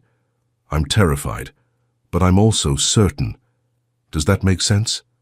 Perfect sense. His arms wrapped around her, pulling her close. I don't deserve you, Georgiana Hartwell. Stop saying that, she murmured against his shirt, or I'll start listing all your flaws to prove you're just as human and undeserving as everyone else. I have flaws. He sounded almost amused now. Terrible ones. You're brooding. You carry guilt like a shield. You think far too much. I think you might be describing yourself, he interrupted gently. She pulled back to glare at him. I am not brooding. You wore the ugliest dress in England specifically to repel me. If that's not brooding, I don't know what is. Despite everything, despite Lady Ashworth's intrusion and the heavy conversation and the weight of Thomas's past settling over them, Georgiana laughed. That was strategic, not brooding. Strategic brooding, Thomas corrected, and she could hear the smile in his voice. The worst kind. They stood there in the firelight, holding each other, and Georgiana felt something shift, not just between them, but inside her own chest. This was real. The ghosts and the scars and the complicated history, all of it was real. And she was choosing it anyway. You're still leaving tomorrow, she said, not a question. Yes. Thomas pressed a kiss to the top of her head. But I'll come back. 4 days, Georgiana. And then nothing, not Lady Ashworth, not the past, not anything will keep us apart again. Promise? I promise.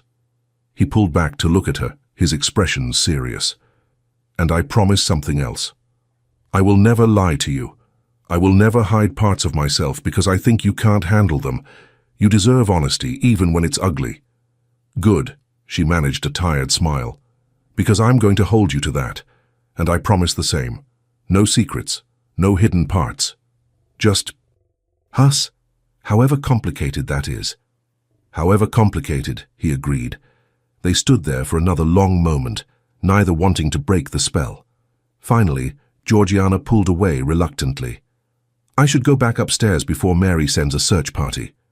Or before your father wakes up and finds you in my library in your nightclothes. Thomas's eyes crinkled with amusement.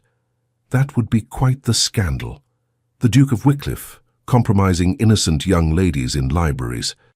Georgiana headed for the door, then paused to look back at him. I can see the headlines now. There's only one innocent young lady I'm interested in compromising, Thomas said, his voice low and warm, and I have to wait 3 more weeks to do it properly. The heat in his gaze sent shivers down her spine. Georgiana grabbed her candle before she did something foolish, like run back to him. 4 days, she reminded him from the doorway. 4 days, he confirmed. And then I'm never letting you out of my sight again. It sounded like a threat and a promise all at once. Georgiana carried it with her up the stairs, clutching it close like a talisman against the darkness. 4 days. She could survive 4 days, and then forever would begin. Thomas left at dawn, just as he'd promised. Georgiana watched from her bedroom window as he mounted his horse in the pale morning light, his greatcoat billowing in the wind. He looked up once, as if he knew she'd be watching, and their eyes met across the distance. Even from here, she could see the reluctance in every line of his body, the way his hands tightened on the reins, as if he were physically restraining himself from dismounting and coming back inside. Then he turned the horse toward the road and rode away, disappearing into the mist that clung to the valley like smoke. Georgiana pressed her palm against the cold window glass, feeling the absence of him like a physical ache. 4 days. Just 4 days. It felt like an eternity. The first day passed in a blur of forced normalcy. Her father was insufferable, already planning elaborate announcements despite their agreement to keep things quiet, drafting letters to relatives Georgiana barely remembered, talking incessantly about the prestige of having a duchess in the family. She let his words wash over her without really listening, her mind hundreds of miles away with a dark-haired duke riding toward London. She tried to read but couldn't focus on the words, tried to practice piano, but her fingers felt clumsy on the keys. tried to walk in the gardens, but everything reminded her of Thomas. The folly where they'd stood together, the path they'd walked, the roses he'd admired. By evening, she was exhausted from the effort of pretending everything was fine. "You're moping," her father observed over dinner, his tone caught between amusement and concern. "I am not moping." Georgiana pushed food around her plate without eating it. "I'm simply quiet. You're lovesick." He said it with satisfaction, as if he'd orchestrated the entire emotion himself. "It's quite charming, actually, very romantic." Georgiana set down her fork with more force than necessary. "Father, if you gloat one more time about how clever you were in arranging this, I'm going to scream. But I was clever. You were manipulative. There's a difference." She softened the words with a small smile. "Though I suppose I should thank you, even if your methods were questionable." Her father beamed. "So you admit I did well? I admit that Thomas is unexpected and wonderful, and I'm terrified." The confession slipped out before she could stop it. "Father, I'm absolutely terrified." The gloating expression faded from her father's face, replaced by something gentler. "That's natural, my dear. Marriage is a significant step, especially to someone of His Grace's station." "It's not his station that frightens me." Georgiana stared at her untouched plate. "It's how much I feel for him after such a short time. What if it's not real? What if I'm confusing infatuation with love? What if—" "Georgiana." Her father reached across the table to pat her hand awkwardly. "I may be a meddling old fool, but I'm not blind. I've seen the way you look at each other. That's not infatuation. That's the real thing." "How can you tell?" "Because you look at him the way your mother used to look at me." His voice went soft with memory, like he's the answer to a question you didn't know you were asking, like he makes the world make sense. Tears burned behind Georgiana's eyes. She blinked them back furiously. "I miss her. Mother would know what to say right now. She'd say what I'm saying, that you've found something rare. Don't question it to death, Georgiana. Sometimes the best things in life are the ones we don't overthink." It was, quite possibly, the most wisdom her father had ever imparted. Georgiana squeezed his hand gratefully. "Thank you, Father." "You're welcome." He cleared his throat, uncomfortable with the emotion. "Now eat something. You're going to waste away before the wedding, and then what will I tell His Grace?" The second day was harder. Georgiana woke with a gnawing sense of unease she couldn't quite name. She went through the motions of her morning routine, dressing, breakfast, attempting to read in the library. But everything felt wrong, off-kilter, as if the world had tilted slightly sideways and she was the only one who'd noticed. By afternoon, the unease had crystallized into full-blown anxiety. What if Thomas changed his mind? What if being back in London reminded him of all the reasons this was a terrible idea? What if Lady Ashworth found him there and poisoned his thoughts against Georgiana? What if the special license was denied? What if— "Miss Georgiana, you're going to wear a hole in that carpet." Mary's voice broke through the spiral of catastrophic thoughts. Georgiana stopped pacing and realized she'd been walking the same path across the library floor for who knew how long. "I'm being ridiculous," she said aloud. "You're being in love," Mary corrected gently. "It's not the same as being ridiculous, though sometimes it looks similar." Despite herself, Georgiana smiled. "When did you become so wise about love, Mary?" "I've been reading your novels when you're not looking." Mary's eyes twinkled. "Very educational they are." That surprised a genuine laugh from Georgiana. "You're reading my novels? Someone has to make sure they're appropriate for a young lady." Mary sniffed primly, though her expression remained amused. "And besides, they help pass the time when you're busy mooning over dukes." "I am not mooning." Georgiana stopped, caught the look on Mary's face, and laughed again. "Fine, I'm mooning. Is it that obvious? Miss, you've checked the window for riders approximately 30 times today, and it's only 3 o'clock. Had she? Georgiana hadn't even realized she was doing it. He's not due back for 2 more days. Doesn't stop you from looking. Mary moved to straighten books that didn't need straightening. "If you don't mind me saying, miss, His Grace is coming back. I saw the way he looked at you before he left. That's not a man who's going to change his mind." "How can you be sure?" "Because I've been in service for 20 years, miss. I've seen dozens of courtships, engagements, marriages, and I've never seen a gentleman look at a lady the way His Grace looks at you. Like your air and water and everything necessary for life. The words, so close to Georgiana's own thoughts from days before, settled something inside her chest. The anxiety didn't disappear completely, but it eased, became manageable. Thank you, Mary. You're welcome, miss. Now why don't you go for a proper walk? Clear your head. Stop wearing holes in expensive carpets. It was sensible advice. Georgiana grabbed her shawl and headed outside, letting the cool air chase away the cobwebs of worry. The third day brought a letter. Georgiana recognized Thomas's handwriting on the envelope immediately, bold, decisive strokes that somehow perfectly matched his personality. Her hands trembled as she broke the seal. My dearest Georgiana, London is exactly as terrible as I remembered. Grey and noisy and full of people I have no interest in seeing. I've spent 2 days being subjected to congratulations from acquaintances who barely remember my name, enduring questions about my sudden engagement and fending off Lady Ashworth, who apparently believes she can change my mind through sheer persistence. She cannot. Nothing could.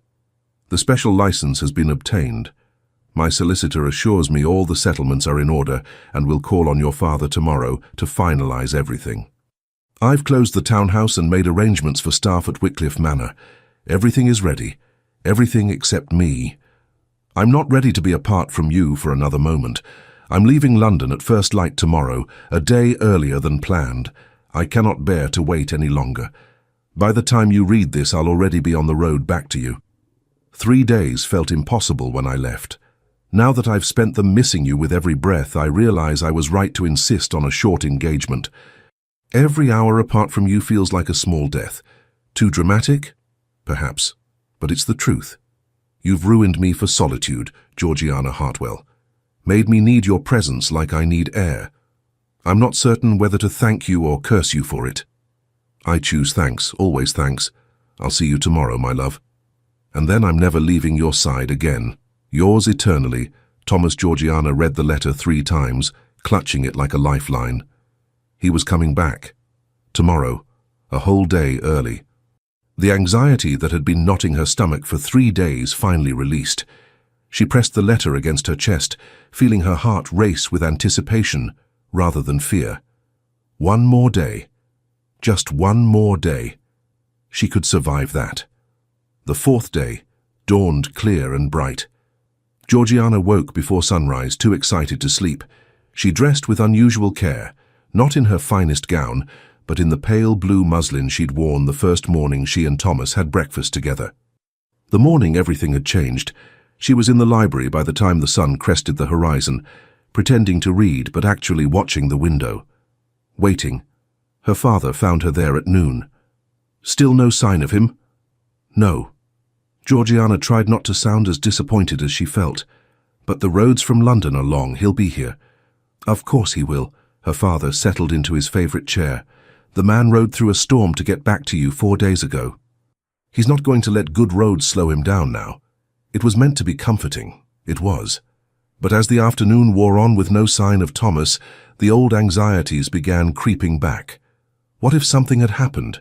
What if his horse had thrown a shoe? What if he'd been set upon by highwaymen? What if... Miss Georgiana! Mary burst into the library, her cap askew, her face flushed with excitement. He's here! His Grace just rode up. But Georgiana was already moving, the book forgotten, propriety forgotten. She ran through the house and out the front door just as Thomas was dismounting. He saw her, and his face transformed. That careful ducal composure he usually wore shattered completely, replaced by pure joy. Georgiana? She didn't let him finish. She threw herself at him with complete disregard for who might be watching, and he caught her.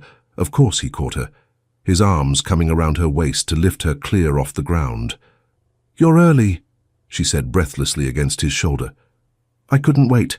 His voice was rough with emotion. 4 days was 3 too many. She pulled back just enough to look at him. He looked tired. There were shadows under his eyes, stubble on his jaw, his hair disheveled from the wind. He looked absolutely perfect. "I missed you," she admitted. So much it hurt. Good. His hands tightened on her waist. I want you to miss me when I'm gone. Want you to feel even half of what I feel when you're not with me. It's not a competition, Thomas. Isn't it? His smile was crooked, exhausted, utterly beautiful. Because if it is, I'm winning. I've been miserable for 4 days straight. Then we're tied, she said. I've been equally miserable. Perfect. We can be miserable together from now on. That's a terrible foundation for a marriage. Then we'll build a better one. He set her down carefully but didn't release her, his hands remaining at her waist as if he couldn't bear to let go. Starting now. Starting with this. I love you, Georgiana. I should have said it in the letter, but I wanted to say it to your face. I love you. Completely. Irrevocably. Forever. The words wrapped around her heart like a benediction. I love you too. I think I have since the moment you told me novels teach empathy, or maybe since you kissed me in the Folly, or possibly since 3 years ago when you bowed to me at that ball. I'm not sure when it started, but I'm sure it's never going to end. Thomas made a sound, half laugh, half something that might have been a sob, and pulled her close again, his face buried in her hair. 1 more week, he murmured. 1 week, and you'll be my wife. 1 week, she agreed. Are you ready? I've been ready for 3 years. He pulled back to look at her, his eyes serious despite the smile playing at his lips.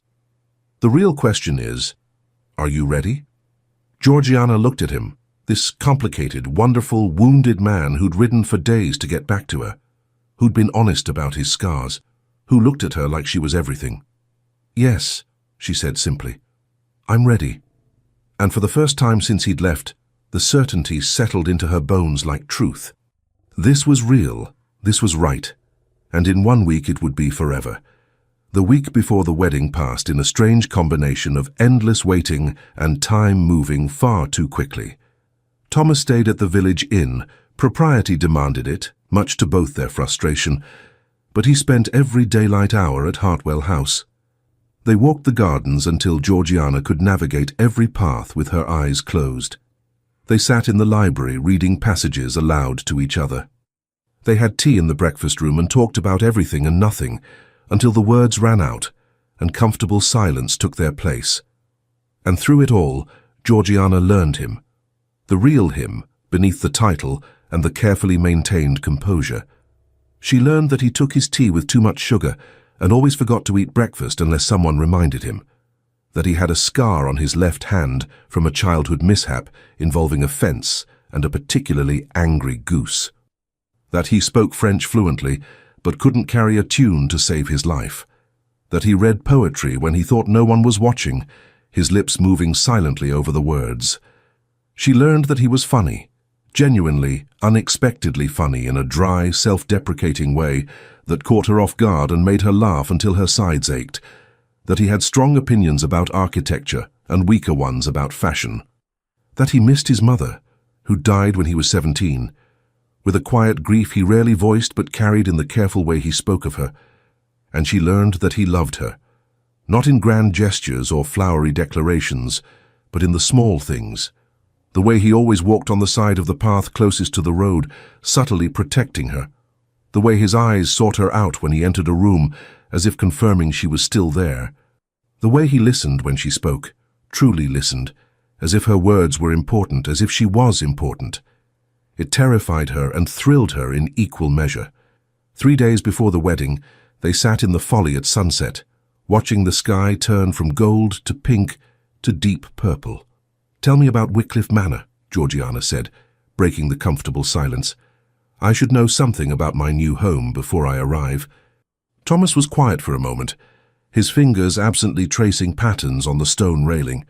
It's old, built in the 15th century, renovated extensively in my grandfather's time. Too large for one person, really. I've been rattling around in it like a ghost for the past year. Cheerful, Georgiana observed dryly. He smiled, despite himself. I suppose it sounds grim, but it's beautiful, Georgiana. The main house overlooks a lake. There are gardens designed by Capability Brown himself. A library that puts your fathers to shame.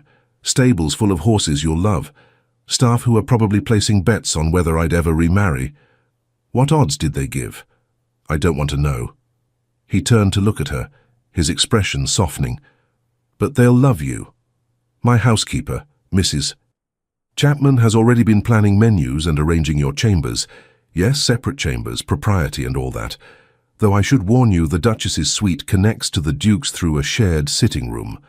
Heat crept up Georgiana's neck at the implication. I see. Very convenient for morning tea, Thomas continued, his tone perfectly innocent, but his eyes dancing with amusement. And discussions about estate business. And... Thomas. She swatted his arm, laughing despite her embarrassment. Stop. I'm simply being practical. But he was grinning now, looking younger and less burdened than she'd ever seen him. Though, if you'd prefer I wall up the connecting door... Don't you dare! The words came out more forcefully than she'd intended. Thomas's grin widened into something that made her stomach flutter. So noted, future Duchess. They sat in silence again, but it was charged now, humming with awareness of what came after the wedding, of the reality of marriage that they'd both been carefully not discussing, despite its inevitability. I'm nervous, Georgiana admitted quietly. About the wedding? About after. She forced herself to meet his eyes. About the parts of marriage I don't understand, that no one explains properly to sheltered country girls who spend too much time reading novels. Understanding dawned in Thomas's expression. He shifted closer, taking her hand in his. Georgiana, listen to me, I'm nervous too. She blinked. You are? Terrified. His thumb stroked over her knuckles.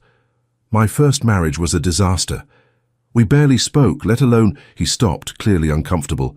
And now I'm marrying you, someone I actually care about, someone I love, and I'm terrified of doing something wrong, of hurting you, or frightening you, or... You won't. She squeezed his hand. I trust you, Thomas. You shouldn't. But he was smiling slightly. Not blindly anyway, promise me something? Anything. Promise me you'll tell me if I do something you don't like, if I move too fast or say the wrong thing, or just promise me you'll be honest, even if it's uncomfortable. The earnestness in his voice made her chest ache. I promise, but you have to promise me the same thing. We're both going into this without much of a roadmap. Deal. He lifted her hand to his lips, pressing a kiss to her knuckles. We'll figure it out together, make our own roadmap. That sounds terrifying. It does, doesn't it? His eyes crinkled. But at least we'll be terrified together. You make terror sound romantic. Only with you. He pulled her closer, and she went willingly, resting her head on his shoulder as the last light faded from the sky. Only with you, Georgiana. 2 days before the wedding, Lady Ashworth returned. Georgiana was in the morning room going over seating arrangements with her father when Mary appeared, her face pale. Miss, that woman is here again. Lady Ashworth, she's demanding to see you this time. Georgiana's stomach clenched. Where's Thomas? At the inn, miss. He left an hour ago to change for dinner. Of course. Lady Ashworth had chosen her moment deliberately. I'll see her, Georgiana said, ignoring her father's protest. In the drawing room. Alone. Georgiana, I don't think... Father, please. This is something I need to handle myself.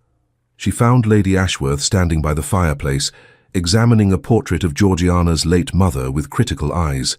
She was as beautiful as Georgiana remembered, golden hair artfully arranged, gown perfectly fitted, every inch the aristocratic lady, and looking at Georgiana with barely concealed contempt. Miss Hartwell, Lady Ashworth said, her voice dripping false courtesy. How kind of you to see me. Lady Ashworth, Georgiana kept her voice level. I assume you're not here for a social call. How perceptive. The older woman's smile was sharp. No, I'm here to deliver a warning.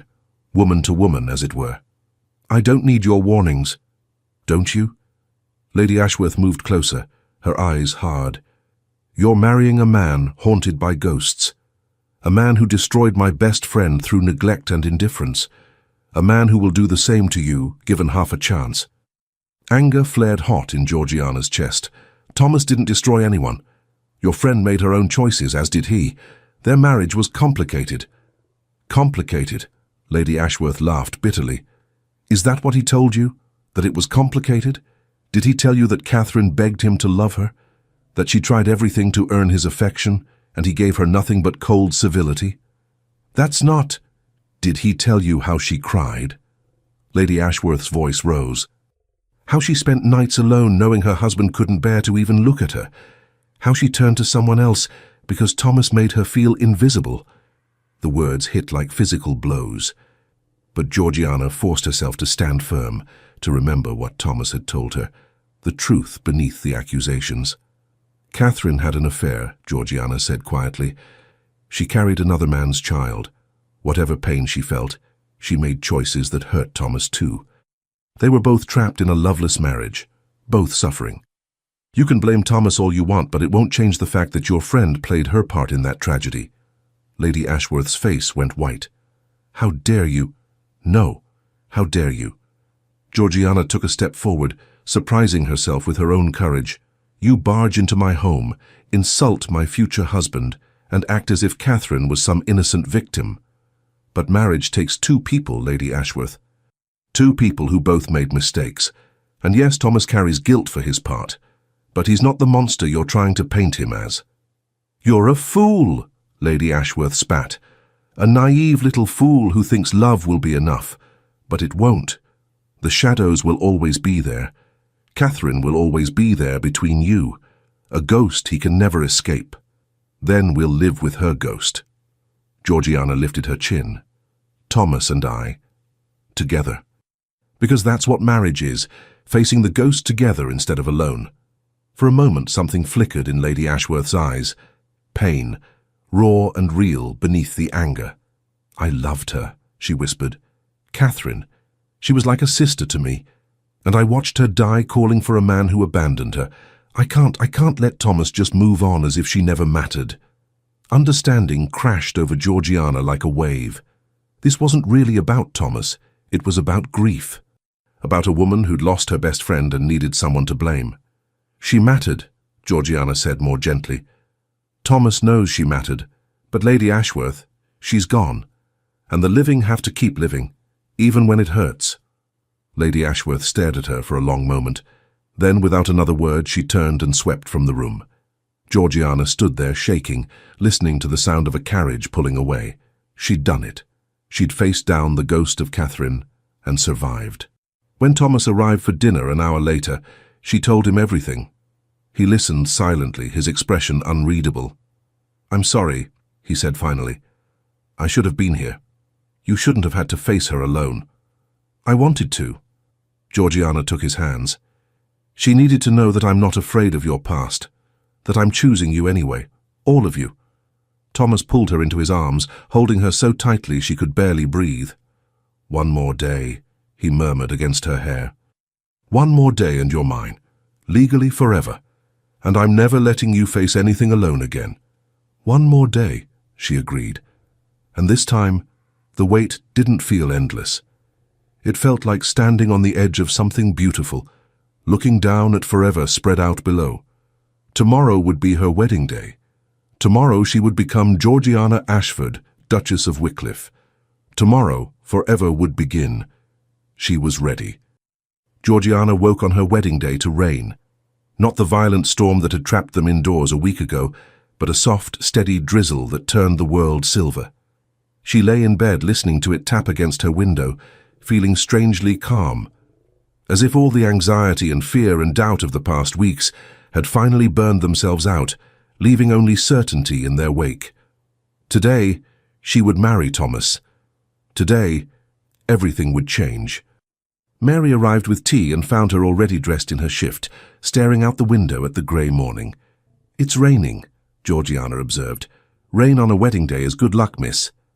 Mary set down the tray and began laying out the wedding gown, a simple creation of ivory silk that Georgiana's mother had worn 25 years ago. Means fertility and blessings. Or it just means England has terrible weather, Mary smiled. That too. Now sit. We have much to do and only 3 hours to do it. The next hours passed in a blur of preparation. Mary dressed Georgiana's hair in soft curls, threaded with tiny white rosebuds from the garden, applied just enough rouge to bring color to her pale cheeks, helped her into the gown, which fit as if it had been made for her despite the decades between. When Georgiana finally looked in the mirror, she barely recognized herself. The woman staring back was elegant, poised, radiant with something that might have been happiness or terror, or both tangled together. Her mother's pearls gleamed at her throat. Borrowed, because Mary insisted every bride needed something borrowed. Her grandmother's ring sat on her right hand, something old. The wedding gown itself was old as well, which Mary said counted double. Something new? Georgiana asked.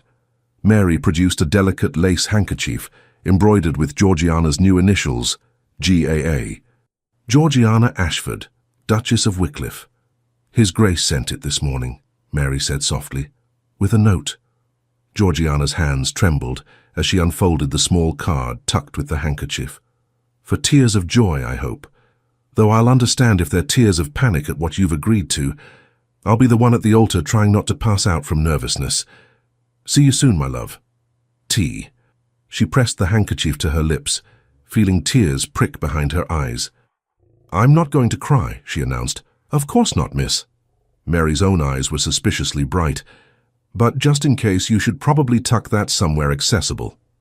The village church was small and plain, but someone, likely Thomas, had filled it with flowers. White roses and ivy climbed the stone pillars. Candles flickered despite the morning light filtering through stained glass windows. The pews held perhaps 20 people. Her father's closest friends, a few distant relatives, Thomas's solicitor, and his housekeeper Mrs. Chapman, who'd travelled from Wycliffe Manor. And Thomas. He stood at the altar with his back to the door, speaking quietly with the vicar. He wore a coat of deep blue that made his shoulders look impossibly broad, his dark hair carefully combed for once, his posture rigid with tension. Georgiana's father offered his arm and she took it, her bouquet of white roses trembling in her other hand. "Ready, my dear?" he asked softly. Yes. And she was, terrified and exhilarated, and absolutely certain. "I'm ready." The church organ began to play, a simple melody, nothing grand, and Thomas turned. The expression on his face when he saw her walking down the aisle would stay with Georgiana for the rest of her life.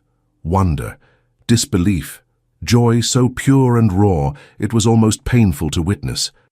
His hands clenched at his sides, his throat working as if he were fighting for control, and she saw the shimmer of moisture in his eyes. He was crying. The Duke of Wycliffe was standing at the altar in front of witnesses, crying at the sight of her. Georgiana felt her own tears threaten and remembered the handkerchief tucked in her sleeve. She'd definitely be needing it. She reached the altar, and her father placed her hand in Thomas's. His fingers closed around hers, warm and solid and shaking slightly. "You're beautiful," he whispered, just for her. "The most beautiful thing I've ever seen." "You're not supposed to talk yet," she whispered back. "Can't help it." His thumb stroked over her knuckles. "Been waiting 3 years to tell you that." The vicar cleared his throat pointedly, and Thomas finally looked away from her, though his hand never loosened its grip. The ceremony passed in fragments, words about love and commitment until death do us part. Thomas's voice, steady and sure, promising to love and cherish and honor. Her own voice, somehow not shaking, promising the same. The cool weight of a gold band sliding onto her finger, matching the one she slid onto his. "I now pronounce you man and wife," the vicar said, his voice echoing off stone walls. "You may kiss your bride, your grace." Thomas turned to her, and for one suspended moment they simply looked at each other. Husband and wife, Duke and Duchess, two people who'd found each other against all odds and chosen to leap into forever together. "Hello, wife," Thomas said softly. "Hello, husband," Georgiana replied. And then he kissed her. Not the desperate kiss from the folly, not the careful, proper kiss of two people still learning each other. This was a kiss of promise, of homecoming, of two souls recognizing they'd finally found where they belonged. When they broke apart, the small gathering was applauding. Georgiana barely heard them. She was too focused on Thomas's face, on the joy written in every line of it, the tears tracking openly down his cheeks now, the smile that looked like it might never fade. "We did it," he said, wonder coloring his voice. You're actually mine now. We're each other's, she corrected. That was the whole point. Right. Yes, each other's. He was still smiling like a fool, and Georgiana realized she was matching him. Forever. Forever, she agreed. The wedding breakfast was held at Hartwell House, a simple affair of food and wine and toasts that made Georgiana blush and Thomas laugh. Her father gave a rambling speech about destiny and granddaughters he hoped to meet soon. Mrs. Chapman, who'd taken an immediate liking to Georgiana, promised that Wycliffe Manor was ready to welcome its new duchess. But through it all, Georgiana was aware only of Thomas beside her, his hand on her back as they cut the cake, his quiet laughter at her father's jokes, the way he kept looking at her as if confirming she was real, as if afraid she might disappear if he looked away. Finally, mercifully, the breakfast ended, and Thomas's carriage appeared to take them to Wycliffe Manor. There were hugs and tears and promises to visit soon. Her father pressed a kiss to her forehead and whispered, "Be happy, my dear. You deserve it." And then they were alone in the carriage, rain pattering on the roof as they pulled away from the only home Georgiana had ever known. Thomas pulled her against his side immediately, as if the brief separation during the farewells had been too long. "Are you all right?" "I think so." Georgiana rested her head on his shoulder, feeling the steady beat of his heart beneath her cheek. "Ask me again in an hour when the reality sets in." "Fair enough." He pressed a kiss to the top of her head. "We can take this as slowly as you need, you know. There's no rush. We have forever to figure everything out." "Forever," Georgiana repeated, and the word no longer frightened her. It simply was, a fact as immutable as sunrise. "That's going to take some getting used to." "We'll get used to it together." Thomas's arms tightened around her. "Everything together from now on. I meant those vows, Georgiana, every word." "So did I." She pulled back to look at him, taking in the face she would wake up to for the rest of her life. "I love you, Thomas. Complicated past and ghosts and all. I love you too." His hand came up to cup her cheek, his touch infinitely gentle. "Thank you." "For what?" "For wearing that hideous dress. For giving me a chance. For being brave enough to say yes, even when you were terrified. His voice caught. "For saving me from a life of loneliness I didn't even realize I was living until I met you." Georgiana felt tears slip down her cheeks, happy tears this time, the kind Mary had predicted. "That handkerchief you gave me. I'm definitely going to need it." Thomas laughed and produced his own handkerchief, gently wiping away her tears. "I came prepared. Been carrying one for myself all morning in case I broke down during the vows." "You did cry," she pointed out. "I know." "Couldn't help it." He wasn't embarrassed, just honest. "Seeing you walk down that aisle, knowing you were choosing me, that I got to keep you, it was overwhelming. Good overwhelming. The best overwhelming." He kissed her softly. "The only overwhelming I ever want to feel." They rode in comfortable silence for a while, watching the countryside roll past through rain-streaked windows. The storm was already clearing, weak sunlight breaking through clouds, painting everything gold. "Tell me something," Georgiana said eventually. "That first night you arrived at Hartwell House when I came into the drawing room wearing that awful dress, what were you really thinking?" Thomas was quiet for a moment, considering. "I was thinking you were even more beautiful than I remembered, that the dress couldn't hide it, couldn't hide you, and I was terrified that I'd made a terrible mistake in coming. That you'd take one look at me and remember the cold stranger from 3 years ago and tell me to leave." "I almost did," Georgiana admitted. "Tell you to leave, I mean. I was so convinced you'd forgotten me, that I was nothing to you." "You were everything," he said simply. "You are everything. And now you're my wife, and I get to spend the rest of my life proving it to you." The carriage slowed, and Georgiana realized they'd arrived. Through the window she caught her first glimpse of Wycliffe Manor, and Thomas had been right. It was beautiful. Grey stone turned silver in the rain, vast windows reflecting clouded sky, gardens stretching in every direction despite the season.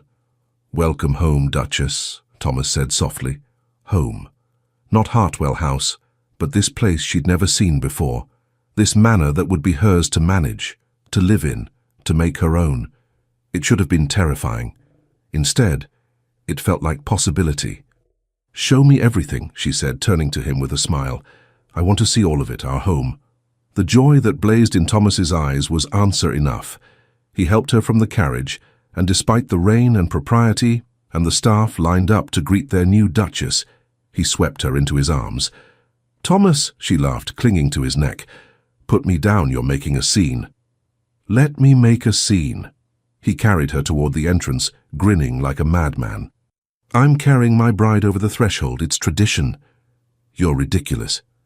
"I'm happy," he corrected, pausing at the threshold to look down at her. "For the first time in years, Georgiana, I'm genuinely, completely happy, and I don't care who knows it." He kissed her there in the doorway, in front of the assembled staff and the grey sky and the whole world. A kiss that tasted of rain and promise and new beginnings. And when he finally carried her inside, into the grand entrance hall with its soaring ceiling and marble floors, and the future stretching out before them, Georgiana realized something fundamental had shifted. She wasn't afraid anymore. Not of being a duchess, not of Thomas's past, not of the enormous leap she'd taken. Because this, being in his arms, seeing that smile on his face, knowing they'd chosen each other freely and completely, this was worth every moment of fear that had come before. "Forever starts now," Thomas murmured against her hair. Georgiana looked around at the manor that was now her home, at the husband who was now her partner, at the life they would build together. "Then let's not waste a single moment of it," she said. And as Thomas set her down gently, his hand finding hers with the ease of long practice despite their new marriage, Georgiana Ashford, Duchess of Wycliffe, stepped into her future, into forever, into home. 1 year later, Georgiana stood at the window of the Duchess's sitting room, watching Thomas in the garden below. He was attempting to teach their new puppy, a gift from her father, to sit, with limited success. The puppy kept jumping up to lick his face, and even from here she could see Thomas laughing. His formal ducal composure completely abandoned. A year. They'd been married for a year. It had been the hardest, most wonderful year of her life. Learning to manage a household this size. Navigating London society with its unspoken rules and judgment. Facing the whispers about their hasty marriage and the ghost of Catherine that still occasionally haunted the edges of their happiness. But they'd faced it together, just as they'd promised. And somewhere along the way, the manor had stopped feeling like Thomas's home and become theirs. The ghosts had faded. The future had become present. Thomas looked up as if sensing her watching and waved, his smile visible even at this distance. The puppy took advantage of his distraction to steal his hat and race away, and Georgiana laughed at the undignified chase that followed. Her hand moved unconsciously to her stomach, where the smallest flutter of new life was just beginning to make itself known. She hadn't told him yet. Was waiting for the perfect moment. But soon she would tell him that their family was growing, that the manor would have an heir, that their forever was expanding in the most beautiful way. Thomas appeared in the doorway, disheveled and grinning, the puppy squirming in his arms. "Your father's gift is a menace." "Your heir is a menace," Georgiana corrected, smiling. "But we love him anyway." "True." Thomas set down the puppy, who immediately began investigating the furniture. "Though I question the wisdom of naming him Duke. Very confusing when the staff tries to summon me." "You'll adapt." She moved into his arms and he held her close, swaying slightly as if to music only they could hear. "Have I told you today that I love you?" he murmured. "Only 3 times. You're slipping. Unacceptable. I love you." He kissed her forehead. "I love you." Her nose. "I love you." Her lips, soft and lingering. "I love you too," Georgiana said against his mouth. "And Thomas?" "I have something to tell you." And as she whispered the news and watched joy and wonder and love cascade across his face, Georgiana knew with absolute certainty that every moment of fear, every doubt, every terrifying leap into the unknown had been worth it. Because this life they'd built together, was more than she'd ever dared to dream. This was everything. This was forever. and it was only just beginning.